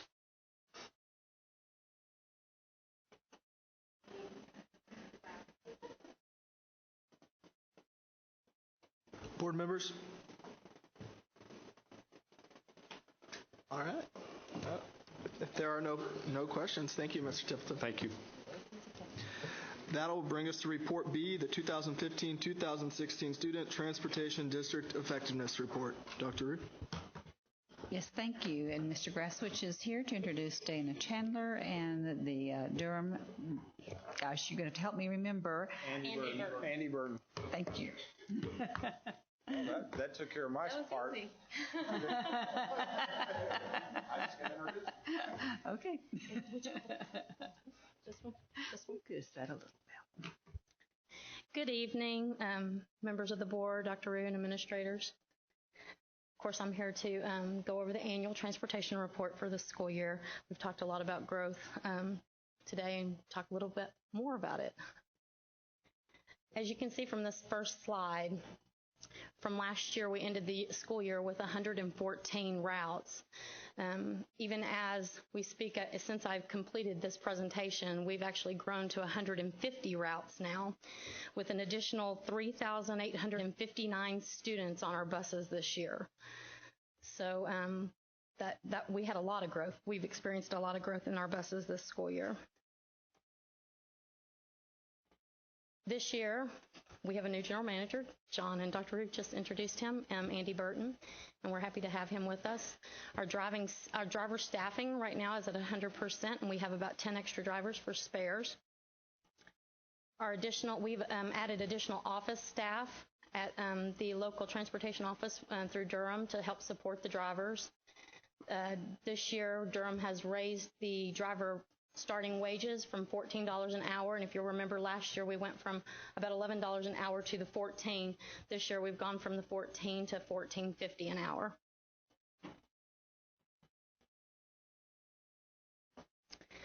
Of course, we've added a lot of routes, and a lot of the routes that we did add, about 25 or so of those came from changing from our 3-tier bell system that we were running previously to a 2-tier bell system that we have now.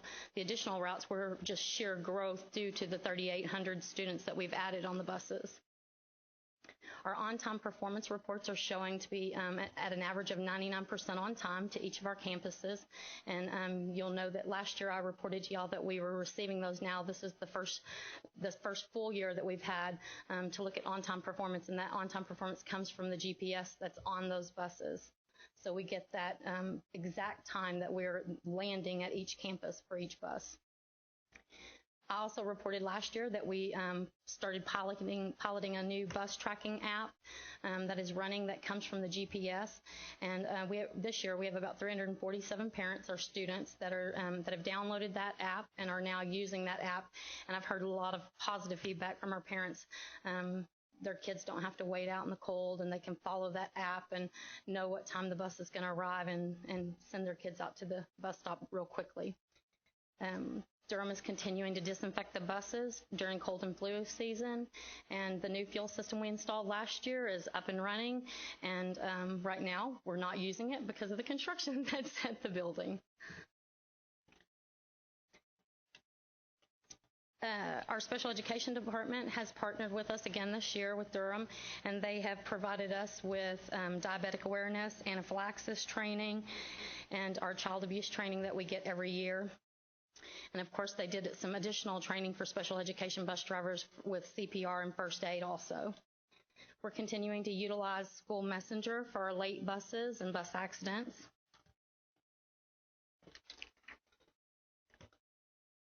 And where we're going, the construction has begun at the new facility, and we're hoping that that will be finished the 1st of July. A few weeks ago, we published our transportation bid, and that will be completed and closed by March 22nd, and we'll come back with a recommendation on that. We also are in hopes of campaigning this spring to bring more awareness to the Bus Tracker app so that more of our students are using that. These are just some pictures of the Stuff the Bus program this year. I think maybe our food service program is going to talk a little bit more about that. And some of the pictures from last year's 2015 big event that y'all would have missed from our last report. And I'll answer any questions.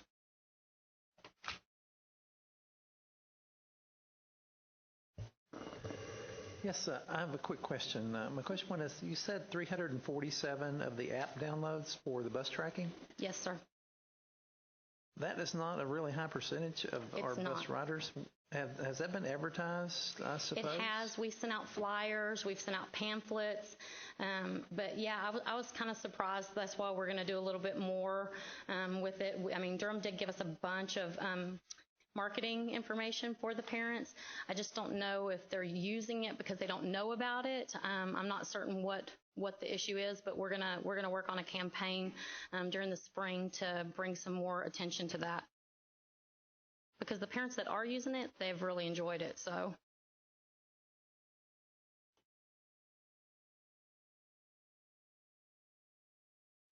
No other questions? Well, we thank you. We thank you for all you do and you partnering with our school district with the philanthropic efforts as well. So thank you very much. Thank you. Mr. Barnes, we're glad to see you tonight as well. All right, that'll take us to the 2015-2016 Food Services District Effectiveness Report. Dr. Rue? Yes, thank you. Dana Chandler is here to introduce that report as well. Debbie Miller here is to give the food service report for us tonight. Good evening, everybody. Hope you had a good dinner tonight. I just wanted to touch base on a few things that has happened this year. A lot of big changes came through, so we're just going to go ahead and get started.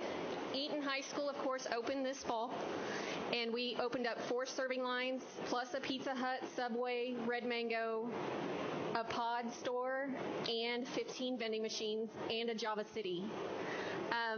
We currently do not have all 4 serving lines open at the time. We rotate them. We only have 2 open right now, plus all the other ones. And then as the student population grows, we will open up more lines.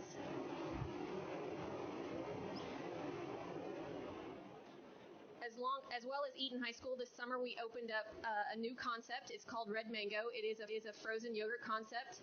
It is a healthier option to students. They can build their own yogurts. We opened them at Byron Nelson, Northwest, and Eaton High School. Every day a student gets 4 flavors of yogurt to choose from, and then they have a self-serve topping bar, and it's by the ounce. And then every serving line got 2 machines, and then we have little before and after photos of each location of where they went at Eaton, Northwest, and Byron. We did invest some of our food service fund balance into some of these projects, so that's what we did this past summer.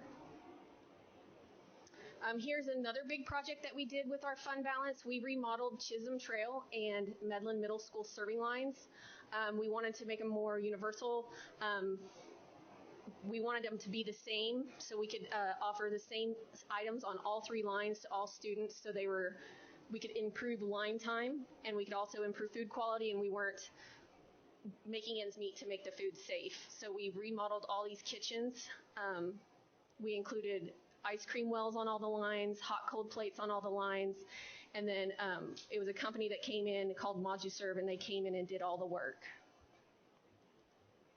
Admin dining was another big remodel this past summer. We were only utilizing half of the kitchen, or half of the serving line area, and now we are utilizing all of it.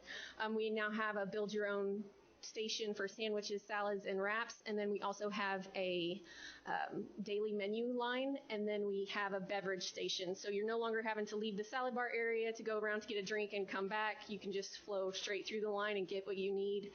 We also have online salad orders, salmon orders, and you can just walk in and pick up your food and head out. So that's another project. We also installed Jamba Juice last month at all middle schools, plus here at Admin Dining.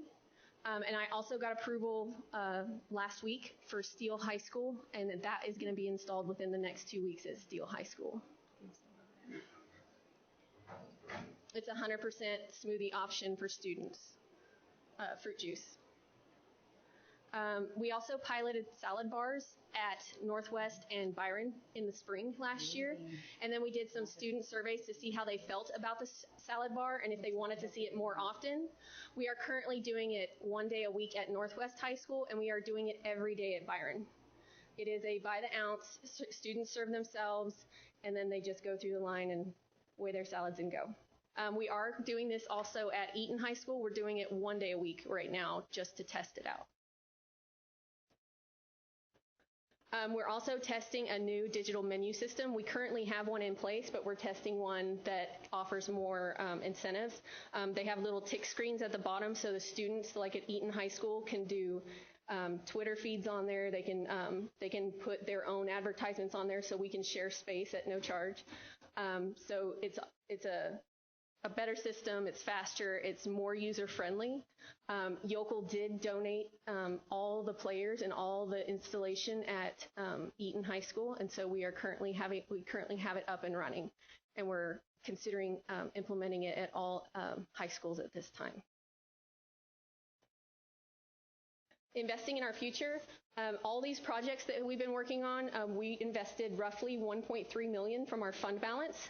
So we definitely spent some money this year, and we are going to currently continue to spend more money in the back of the house stuff to improve food quality, improve employee morale. We're going to start replacing capital equipment that needs to be replaced.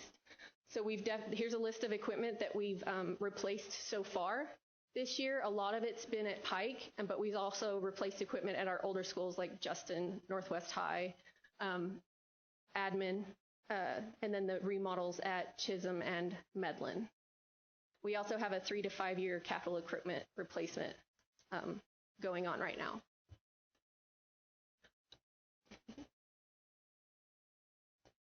Right.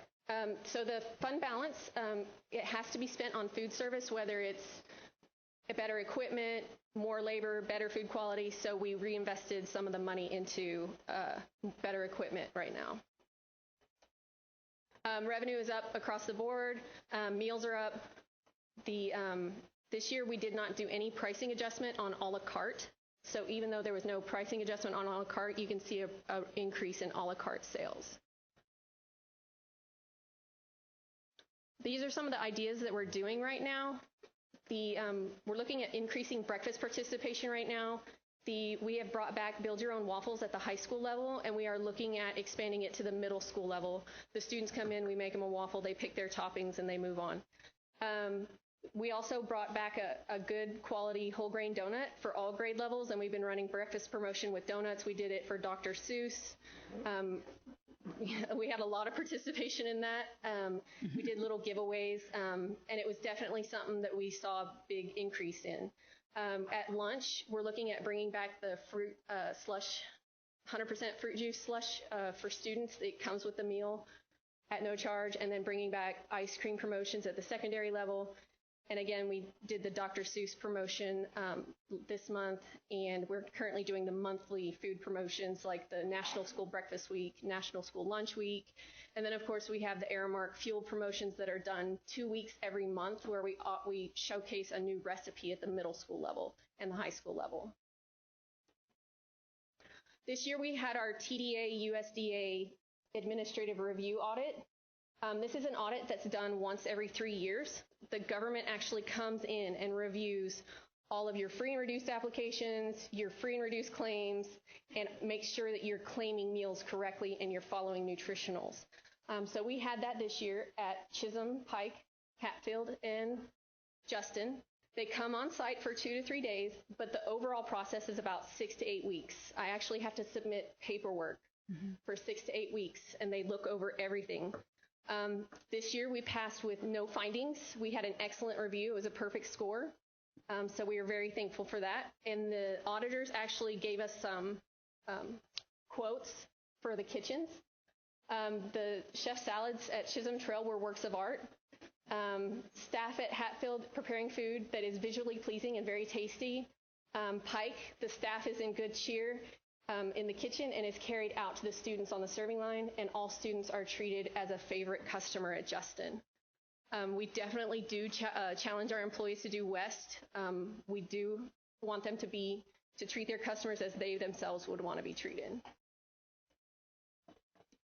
We're going to touch a little bit on food safety. This year we partnered with EcoSure, which is a third party that Aramark works with to come in and audit our schools. It's the next level of food safety. So we already have 2 times a year the government comes in and audits our food safety program, but this is an added layer where a third party comes in and they actually score us on food safety. So we actually got 200s this year or this quarter for food safety. It is very hard to get 100% at EcoSure, and then we have the rest that are 90 or above. So we're doing very well at the EcoSure audits. Student Viewpoint. Here at Northwest, we do Student Viewpoint. It's a third party, again, with Aramark. They actually poll all secondary students. So we do 6 through 12. And this year we had our highest. We had over 4,500 students take the survey. So we're very excited to see the results, to see what we can change this next year. Last year's survey, we have a little bit of last year's survey in here. The students, 55% of the students wanted to see more Mexican food entrees, so we added them every day at the middle school level. 57% wanted to see a bagel added to the breakfast menu, so we added that every day to the breakfast menu. And then they wanted to see an increased Italian option. So we added that to the daily menus, and then we also have fuel promotions based around the Italian theme. In 2014, we brought a little bit from 2014 in because it took this long to get a good quality product in. In 2014, 74% said they wanted a donut brought back. So we finally brought the donut back. It's here. It's a really good quality product, and the students like it. ACES Junior Chef Competition. This is last year's competition, but we actually just wrapped up this year's competition, so we did it again this year. We're waiting for principals to submit their final choices for the cookbook, and then over spring break, food service is going to pick the overall winner. The overall winner, their recipe is featured one day in the entire district on the menu, so students can try this recipe that a student created. And then we hope to partner with Byron Bistro and have the student tour Byron Bistro like she did last year. And this is just an informal invite, but we are going to send out formal invites. We are hosting a food show again this year, but we waited till spring, and we're going to host it at Eaton High School. We're going to have all of our vendors come out and give samples, and we're going to do a survey and see what students want to see next year, and we hope to test new products. So you guys are more than welcome to come. Everybody's welcome to come. We hope that we get a good turnout so we know what to do with our menus next year, what to change. Yeah. Yes. Yes. Jeff, if you want to come up here, I wanted to introduce my or stand up. This is Jeff Narum. He's my assistant food service director. He was the supervisor last year over the Justin area, and we promoted him into the assistant food service director position when Josiah moved on. So, and then I have some visitors from corporate. There's Alicia Jordan, Terry Kirk, and Michelle Smith over there. Is there any questions for me? Thank you so much, Debbie. We appreciate the variety and the quality and the nutritional value, I think, as much as anything.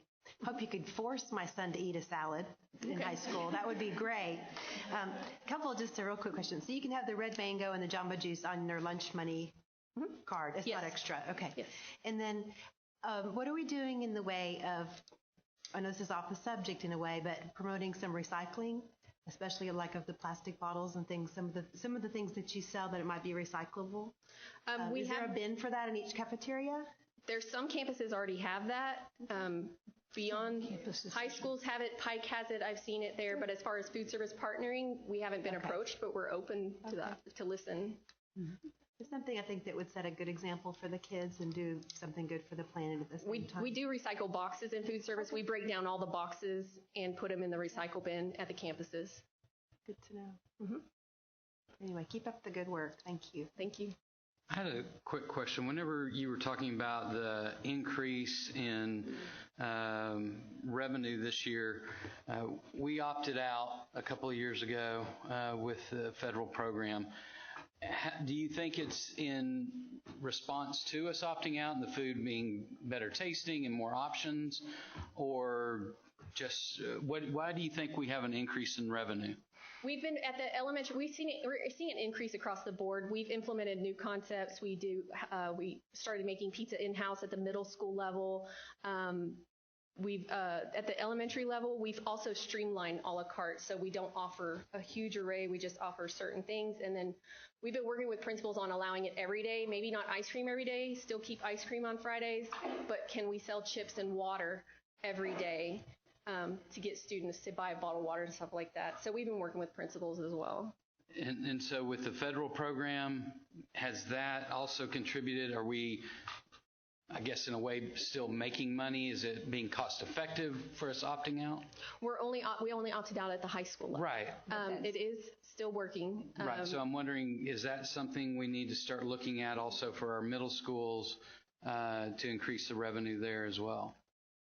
We'd have to look at the numbers, but the amount of meals that the students are consuming at the middle school and elementary level, you're losing more revenue, where at the high schools, the students are eating a la carte. They're not buying meals. They're eating at the Java Cities, the coffee shop, the concepts.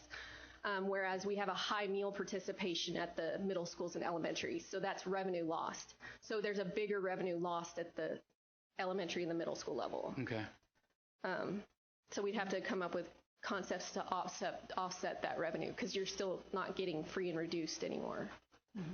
Right. Okay. Thanks. That makes sense. I hope I'd answer that. Any other questions? Board members, any further questions? Thank you very much. Appreciate it. All right, item D, post-pricing information, unlimited tax refunding bond series 2016. Dr. Ruth? Yes, thank you. And Mr. Grasswich is here to share that success story. Yes, the administration worked with the district's financial advisor, First Southwest Company, now part of Hilltop, to bring a parameter order on January the 28th, and we went ahead and executed that order in February. The direct savings to the taxpayers was $10,748,113. We had present value savings of 13.3%. We'll go through this here in a second, but I just want to hit the highlights. I thought one of the more interesting things was we were fortunate in our timing. Interest rates have gone back up since we pulled the trigger on this, and we would have saved about $1 million less if we had done it this Monday rather than a week or so ago. So it worked out really favorably for us with the market conditions on February the 23rd. As I said, we had the interest rate on the refunded bonds was 4.86 with a true interest rate of 2.97. And here's a schedule of the savings and the refundings of the bonds. A lot of numbers, but essentially we went ahead and the principal amount of the refunded bonds was $49 million with a premium of $6 million for a total of $55 million. We ended up refunding bonds from 2008, 2009, and 2010. Oops. As you can see, we hit a very good timing on the interest rate at a market low.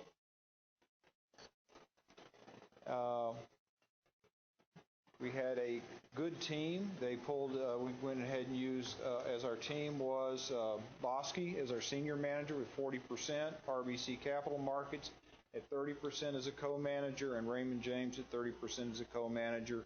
And these are some of the investors that made the purchases.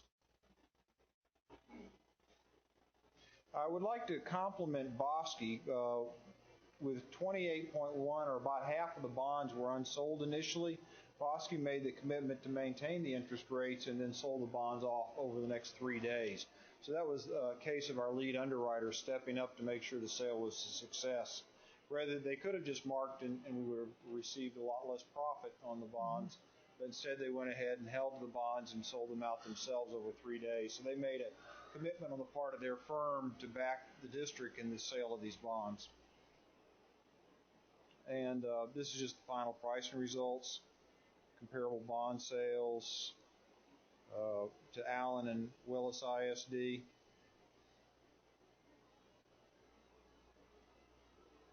This is the team. Essentially, I would like to point out one thing. The debt management to the district and its financial advisors, working with the Board of Trustees, has produced a gross savings of $814,725 over the last 13 months. This is our fourth refunding. Bill Gumbert's kind of an analytical guy, so he said this works out to about $4.8 million a month, or $159,000 a day. So that's not too shabby. So that worked out pretty well.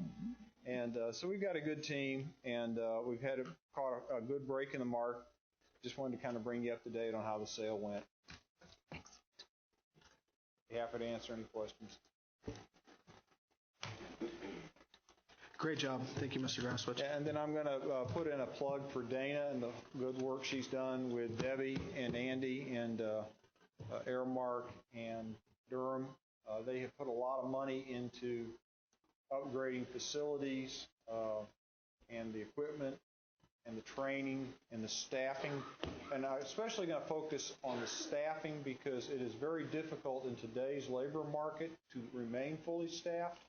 and I kind of walk behind them with a fork and prodding them along, and a big fork sometimes. But they do a good job, and very, very proud of the job that they've done. Thank you, Mr. Graswich. Report E, Gifted and Talented Educational Services GATES Program Evaluation Report. Dr. Rood? Yes, thank you. As you can see, Dr. Thornell is here to share that report with the board tonight. All right, thank you so much for having me. We saved the best report for last, hopefully. This is our second program review in about a month, and we're excited to do these. They give us an opportunity to both look at where we are and the strengths of our programs, and also some opportunities for growth, and I'm going to share both of those with you, and then offer some recommendations at the end of the report, if you would allow me to do so. So we'll start right here with our vision, and I think it's important to talk about personal success when we talk about the GATES program, because we're trying to identify and work with the needs of all students. So that will be some of the area of focus tonight. And of course, that rolls right into our profile of a graduate and all the things that we aspire to do for our kids. I want to make some acknowledgments as I get started. First of all, Dr. Stephanie Espinoza and Dr. Melissa DeSimone helped run this department and go through and did a lot of work on this particular program evaluation. And then I want special consideration to Audra Rao when she took over as coordinator of advanced academics from another district. This summer, we told her, guess what you get to do this fall? You get to evaluate our program for us. And so that was exciting. So thank you, Ms. Rao. I also want to acknowledge there are several GATES teachers in the audience tonight, and I appreciate their support, and it shows their investment and time in the program. It also is their opportunity to do a walkthrough on me in my classroom as we do on them sometimes. So thank you guys for being here tonight. Our purpose today, we want to ensure program alignment with district mission, vision, and goals, which we just talked about. Assess the strengths and weaknesses of our program and measure the success of the program in meeting the goals and the results and improvement and revision. That's what we're trying to do by doing these reviews. The state of Texas publishes a plan for gifted and talented students, and it has 5 different components. And these 5 components are outlined right here, and I'm not going to read this entire slide to you. In fact, you have a 200-page report goes behind this thing. But I wanted you to know these 5 categories because we have a research question behind each one of them. The student assessment piece does talk about identification of our kids. The service design talks about the time that we do spend with them, serving them. The curriculum is how we do it. Professional development is how we train our teachers, obviously, and then the family and community involvement component that the state requires. Some of the data we use to put this report together is the last 3 years of evaluation within the district. We also talked to several focus groups of teachers, students, and parents. And then we also use the legal and board documents that are related to gifted and talented services. So legal requirements, and I'm not going to go through all of those, but I would highlight one sentence about midway through the slide that talks about gifted and talented students, and it defines them. It means a child or youth who performs at or shows the potential for performing at a remarkably high level of accomplishment when compared to others of the same age. So these were our 5 questions. Started out, we're going to talk about the identification process here in NISD for gifted and talented students. Then our next question, we wanted to talk about what services we're providing them right now. We'll talk about the curriculum. And then we'll talk about what we're doing with training for our teachers, and finally the family and community support. So we'll get going. Okay, the very first question, how are students identified for gifted and talented here in NISD? Well, several ways. First of all, we do 2 universal screeners. We have one in kindergarten and one in 2nd grade. We use the COGAT and ITBS in 2nd grade. We also have multiple screeners for diverse learners. That would include an assessment such as the Naglieri nonverbal, so for some of our ELL learners and things of that nature. And we also use work samples when necessary. Another thing that we found is that with our transfer students, they are assessed and placed within 30 days. So if a student comes to us from another district that's identified GT, we make sure and do it quickly so that they don't interrupt their services. This chart right here, one of the first questions, or one area of opportunity for us. This is a breakdown of our students in the GT program demographically. And what it shows, and I'll just be reading from the bottom line there, but in this current school, our 2015-16 school year, you can see on the far left the Hispanic students, only 10% of our GT population are coded as Hispanic, while 20% of our overall general population is. So that's about half. Moving further to the right, our African American population, only 2% of our GT population is African American, 6.9% of our total population. And then it almost flips in the final column on the far right. Our white students, almost 80%, 79% of our GT students are coded white, while only 66% of our general population. So that's something we'll address through our recommendations. Another piece here is the economically disadvantaged students. You can see that 98 of our 1,777 students that are identified are economically disadvantaged. That works out to about 5%. So some strengths of our identification process. We do believe the early universal screening is a strong measure because it identifies or talks to all of our students and addresses gives everybody a chance. We definitely have multiple paths for student identification, and we have a committee that reviews transfer students. So all of those, I think, are strengths. Some opportunities. You will find in our recommendations later tonight that we believe an intermediate grade universal screener would be something that would be advantageous for our students, because I think it would help the next two bullets, and those are demographic identification to increase numbers for all student groups, and to specifically address under-identification of economically disadvantaged students. So the second question is talk about the services and the service design at all three levels, and I will take them one at a time. This chart kind of shows them all in Gates in K through 5. Kindergarten uses the KOI instruction method, and then 1st through 5 is pull-out instruction. In the middle school level, it is pre-AP ELA, and then in high school, it is both ELA and social studies. So some things we do in elementary, the GT specialist, again, some of them are in the audience tonight, and they may explain it better than I can, but they'll do lots of different things. One level they'll do is they'll collaborate with all classroom teachers to make sure the differentiation is happening in the classroom for all kids. The second thing they may do is they may pull groups for enrichment activities and flexible grouping, some things, again, to help with the screening process, but also to help all kids be exposed to those things. And then lastly is they do pull out specific for specific lessons with Gates kids. I want to show you this chart right here. This is a current recommended by our own district handbook, the number of minutes of pull-out that a student would receive there in the Gates program. And you can see it gets a little bit higher as we go up. And that is per week. Okay. Now I'm going to address one issue. Currently, out of our 17 elementary campuses, this chart shows that there are a couple of campuses that are not meeting those recommended minutes. One of the reasons... Yeah, I'm telling you, your chart says required. It does, yeah, it's required. Right. Just thought I'd point it out. It's kind of a loose term when two of them are done it. No. But yes, required minutes. And again, that is required not by the state. That's our required minutes of our district handbook. So what you'll see is there are two campuses whose kids are not receiving those minutes. And some of that has to do with staffing right now. And so one of the recommendations we'll bring forward is for us to look at that. But we currently have, with 17 elementary schools, 15 Gates teachers. So 13 schools have a full-time teacher, and 4 of them share half-time. And within those, the ratios go anywhere from 1 to 37 students to 1 to 122 that one of our teachers is seeing, trying their caseload. The half-time level, it's 1 to 31, all the way up to 1 to 70. So that's something that we want to try to talk about and see what we can do to address. At the middle school level, they use the Springboard curriculum, and so there is a GT class at the middle school level, 6th grade through 8th grade, where it is an entire GT section, not a cluster, but all the kids in there are identified as GT.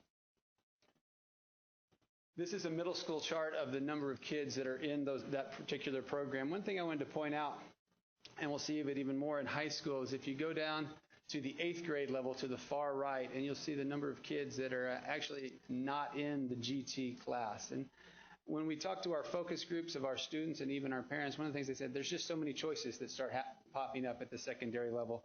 And so they choose to take different things. for whatever reason. And so that is something that we want to continue to look at and make sure we're serving those kids and their needs. And it may be through a different subject.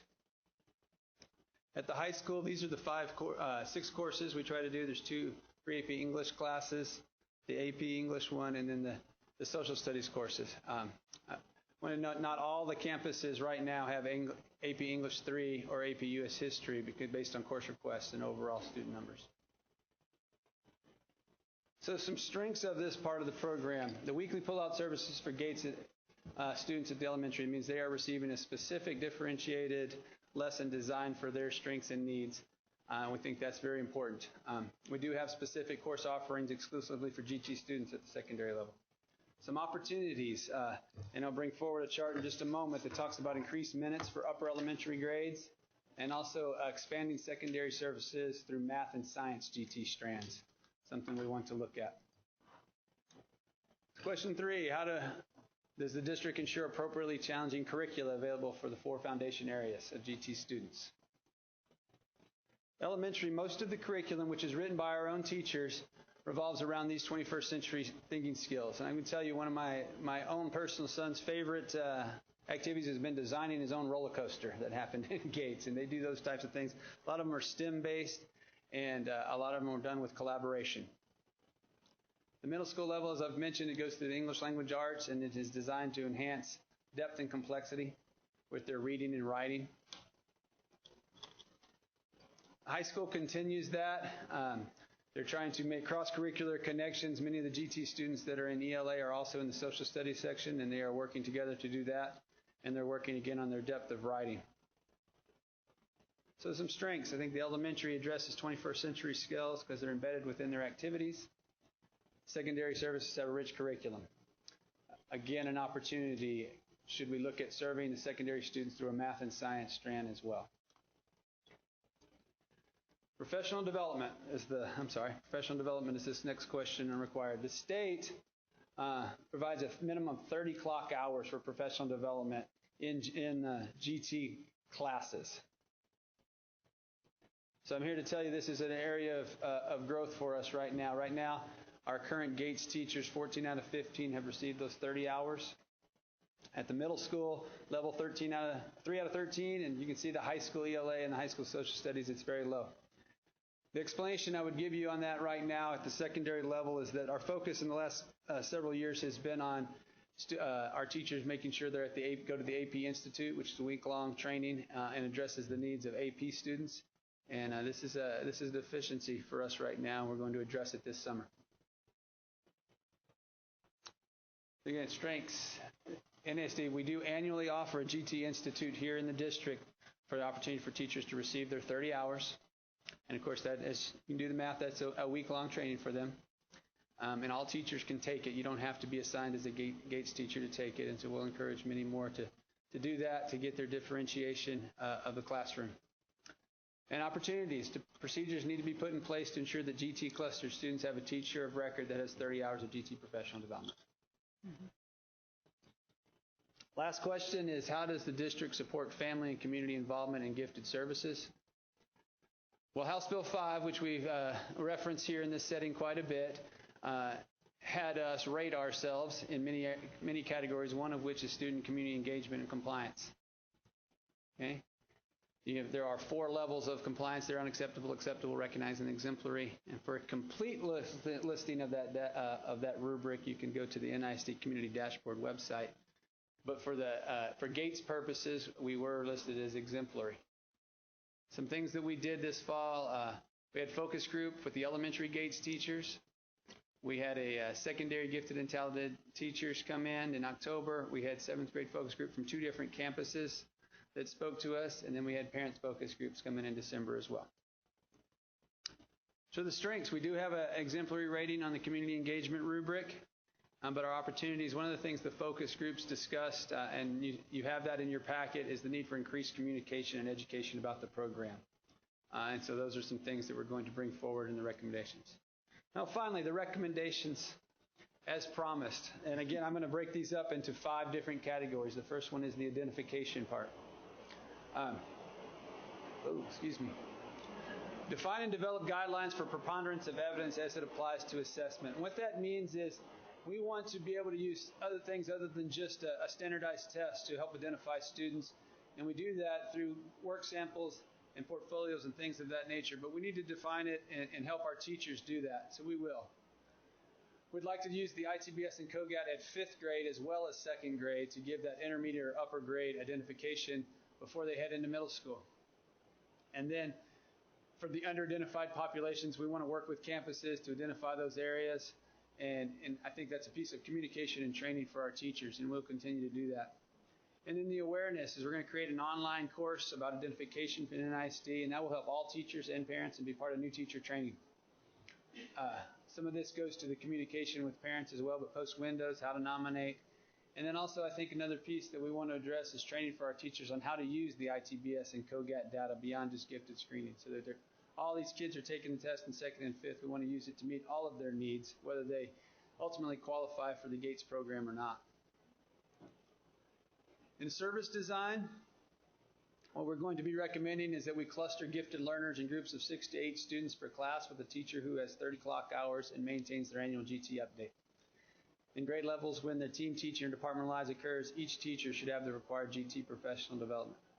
What does that mean for us in layman's terms? Well, I'm going to just take 4th grade as an example. 4th grade GATE students, they may get pulled out for their GATES instruction during a portion of their day, but we also want to make sure that their math teacher and their ELA teacher has some GT training so that they can work with that cluster during the classroom. So that's something we'll be working towards, and a goal you'll see end up in the district improvement plan. And then we also would like to recommend through John that we recommend that every elementary campus has one full-time GATE specialist. So this chart would show an increase in minutes that would be given to that time if the staffing were there. And you'd see that is increased minutes at every grade level at the elementary school. In middle school, we'd like to cluster gifted students together in pre-AP science and social studies classes. And what that means is we designate those sections so that 5, 6, 8 kids could be in those classes together, and those teachers would be trained for differentiation. We'd also like to designate a GT section in mathematics, grades 6 through 8, just like it is in ELA. And the kids would not have to take both. They could take both, or they could take one or the other depending on their strengths and their needs. We think that would align well with some of the activities in elementary school and the STEM things they're doing. And then we're also going to propose an accelerated science block beginning next year. Let's see now. Whoa. So one of the things we'd like to look at in middle school, and this would be a big change, but have an accelerated science portion that would do just this. 6th grade, they'd take 6th and 7th grade TEAC. 7th grade takes 7th and 8th, and by 8th grade, they could take biology as a high school credit class. There are some area metroplex districts that are following this model, and it'd be much like our algebra model in middle school, and we'd like to try to do that. Okay. Can you guys hear me? It's really loud by the window. I don't know. So, yeah, that's good. No, I'm just so we're excited about this. This would be a 3-year phase-in process. At the high school level, we'd be looking at possibly adding a new course that would be an integrated course between AP Language and AP U.S. History called the American Experience, and that would be a blocked course. So it would be a 2-period course. Identify a section in each content that's GT, and you see those below. And that would be a clustered class and ensure that teachers have the required GT training. In curriculum instruction, have the coordinators collaborate with curriculum writers to make sure that instructional strategies are in the regular classroom, embedded into the curriculum. Develop a GATES curriculum vertically that align to the standards. The 6th and 7th GT science curriculum we've already talked about. We're going to ensure that the teachers in designated GT courses have that training, and then embed the differentiated curriculum tasks and ideas into the curriculum. That'll help and support our teachers so they don't have to make it up on their own. Getting close. Professional development. We definitely have to develop a plan to make sure all teachers who provide gifted services instruction to kids have the 30 hours. So that's goal number 1 this summer. Develop an updated professional development plan that does just that. We're going to create an online course about identification and create a module for administrators and counselors that will help with the identification as well. Family and community involvement. Much of this has to do with communication and making sure that everybody knows what we're doing. So we're going to update the website. We'd like to establish a DT advisory council for parents that would meet several times a year that include teachers, administrators. Redesign the HB5 student engagement rubric, and we do that annually anyway. It's just a portion, and that would be updated. And then create that plan for parent meetings. Some of those recommendations, obviously, we'll go through the budget process. Some of those are things we're just going to start immediately because they have to do with us doing a better job with that or a different job. And so we will do that, and they'll be part of the DIP for next year. And then if you want to see a copy of the full report, as you have, it is on the website. So, questions, please. Dr. Thornell, do the Gates children meet in separate classrooms part of the day and mixed in with everyone else, or AP, as it were, the rest of their periods? Is there a percentage? At the elementary levels, there is the pullout for part of their day. At the secondary level, in middle school, and those GT classes are just GT kids in those classes. And what we're looking at is probably a model where we would cluster some of them so they don't have to be specifically all GT kids, but would be a group of them together. But they're not mixed in with the rest of the populace in just middle that school. one class. They're not. All the rest of the classes they are. Thank you. Dr. Thornell, I have a question with regard to those students that probably would be in the 2 to 3% of the very highly gifted that might be not performing at high levels, and how we are serving those students and how we're helping them to be able to use the talents that they have, because that typically is the population of GT that we struggle the most to meet their needs. And I also have a bit of a concern that our screening instruments are privileging verbal measures and not necessarily some of the nonverbal or creative measures that often our students who are quite talented will exhibit. But STAR test or ITBS is not really necessarily the thing that they find most meaningful. Mm-hmm. Okay, that was a long question. Let me make sure. 2 questions. The first one, Dr. Simpson, about I want to make sure I understand what you said, but you're curious about the top 2 or 3%, and are we addressing their needs, especially if they might be underperforming? Is that what you?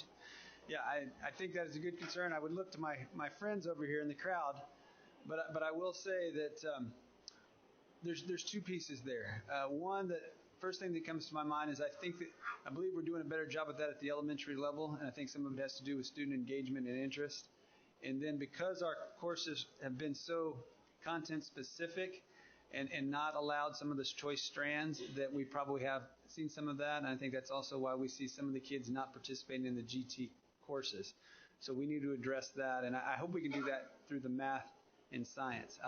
But more specifically to your point, we got to get the teachers the right training that they need to address those needs in the classrooms, be it one of those top 2 or 3%ers as you're talking about, or even some of the other kids. I think that's where we're going to make the biggest difference, is really addressing the needs not just of AP students, as you will, but as truly gifted kids, and that is a different style, different type of students. Did I do it? Okay. So far, so good. Second part. Tell me your second part again. The identification. Yes, I was going to say, I think some of our screening instruments are privileging some verbal skill. Sure. Somebody wants to jump up. Audrey, Melissa? So we have 2 main tests that we use. We use the ITBS, which looks at a student's achievement and their background knowledge that they already have. But we also use the POGAT, which is an aptitude test, and it measures their level of thinking and reasoning and how they can process through things. And that is what most gifted programs across the state use. They use both achievement and aptitude. So that way we have a really good picture of the student. We do have an aptitude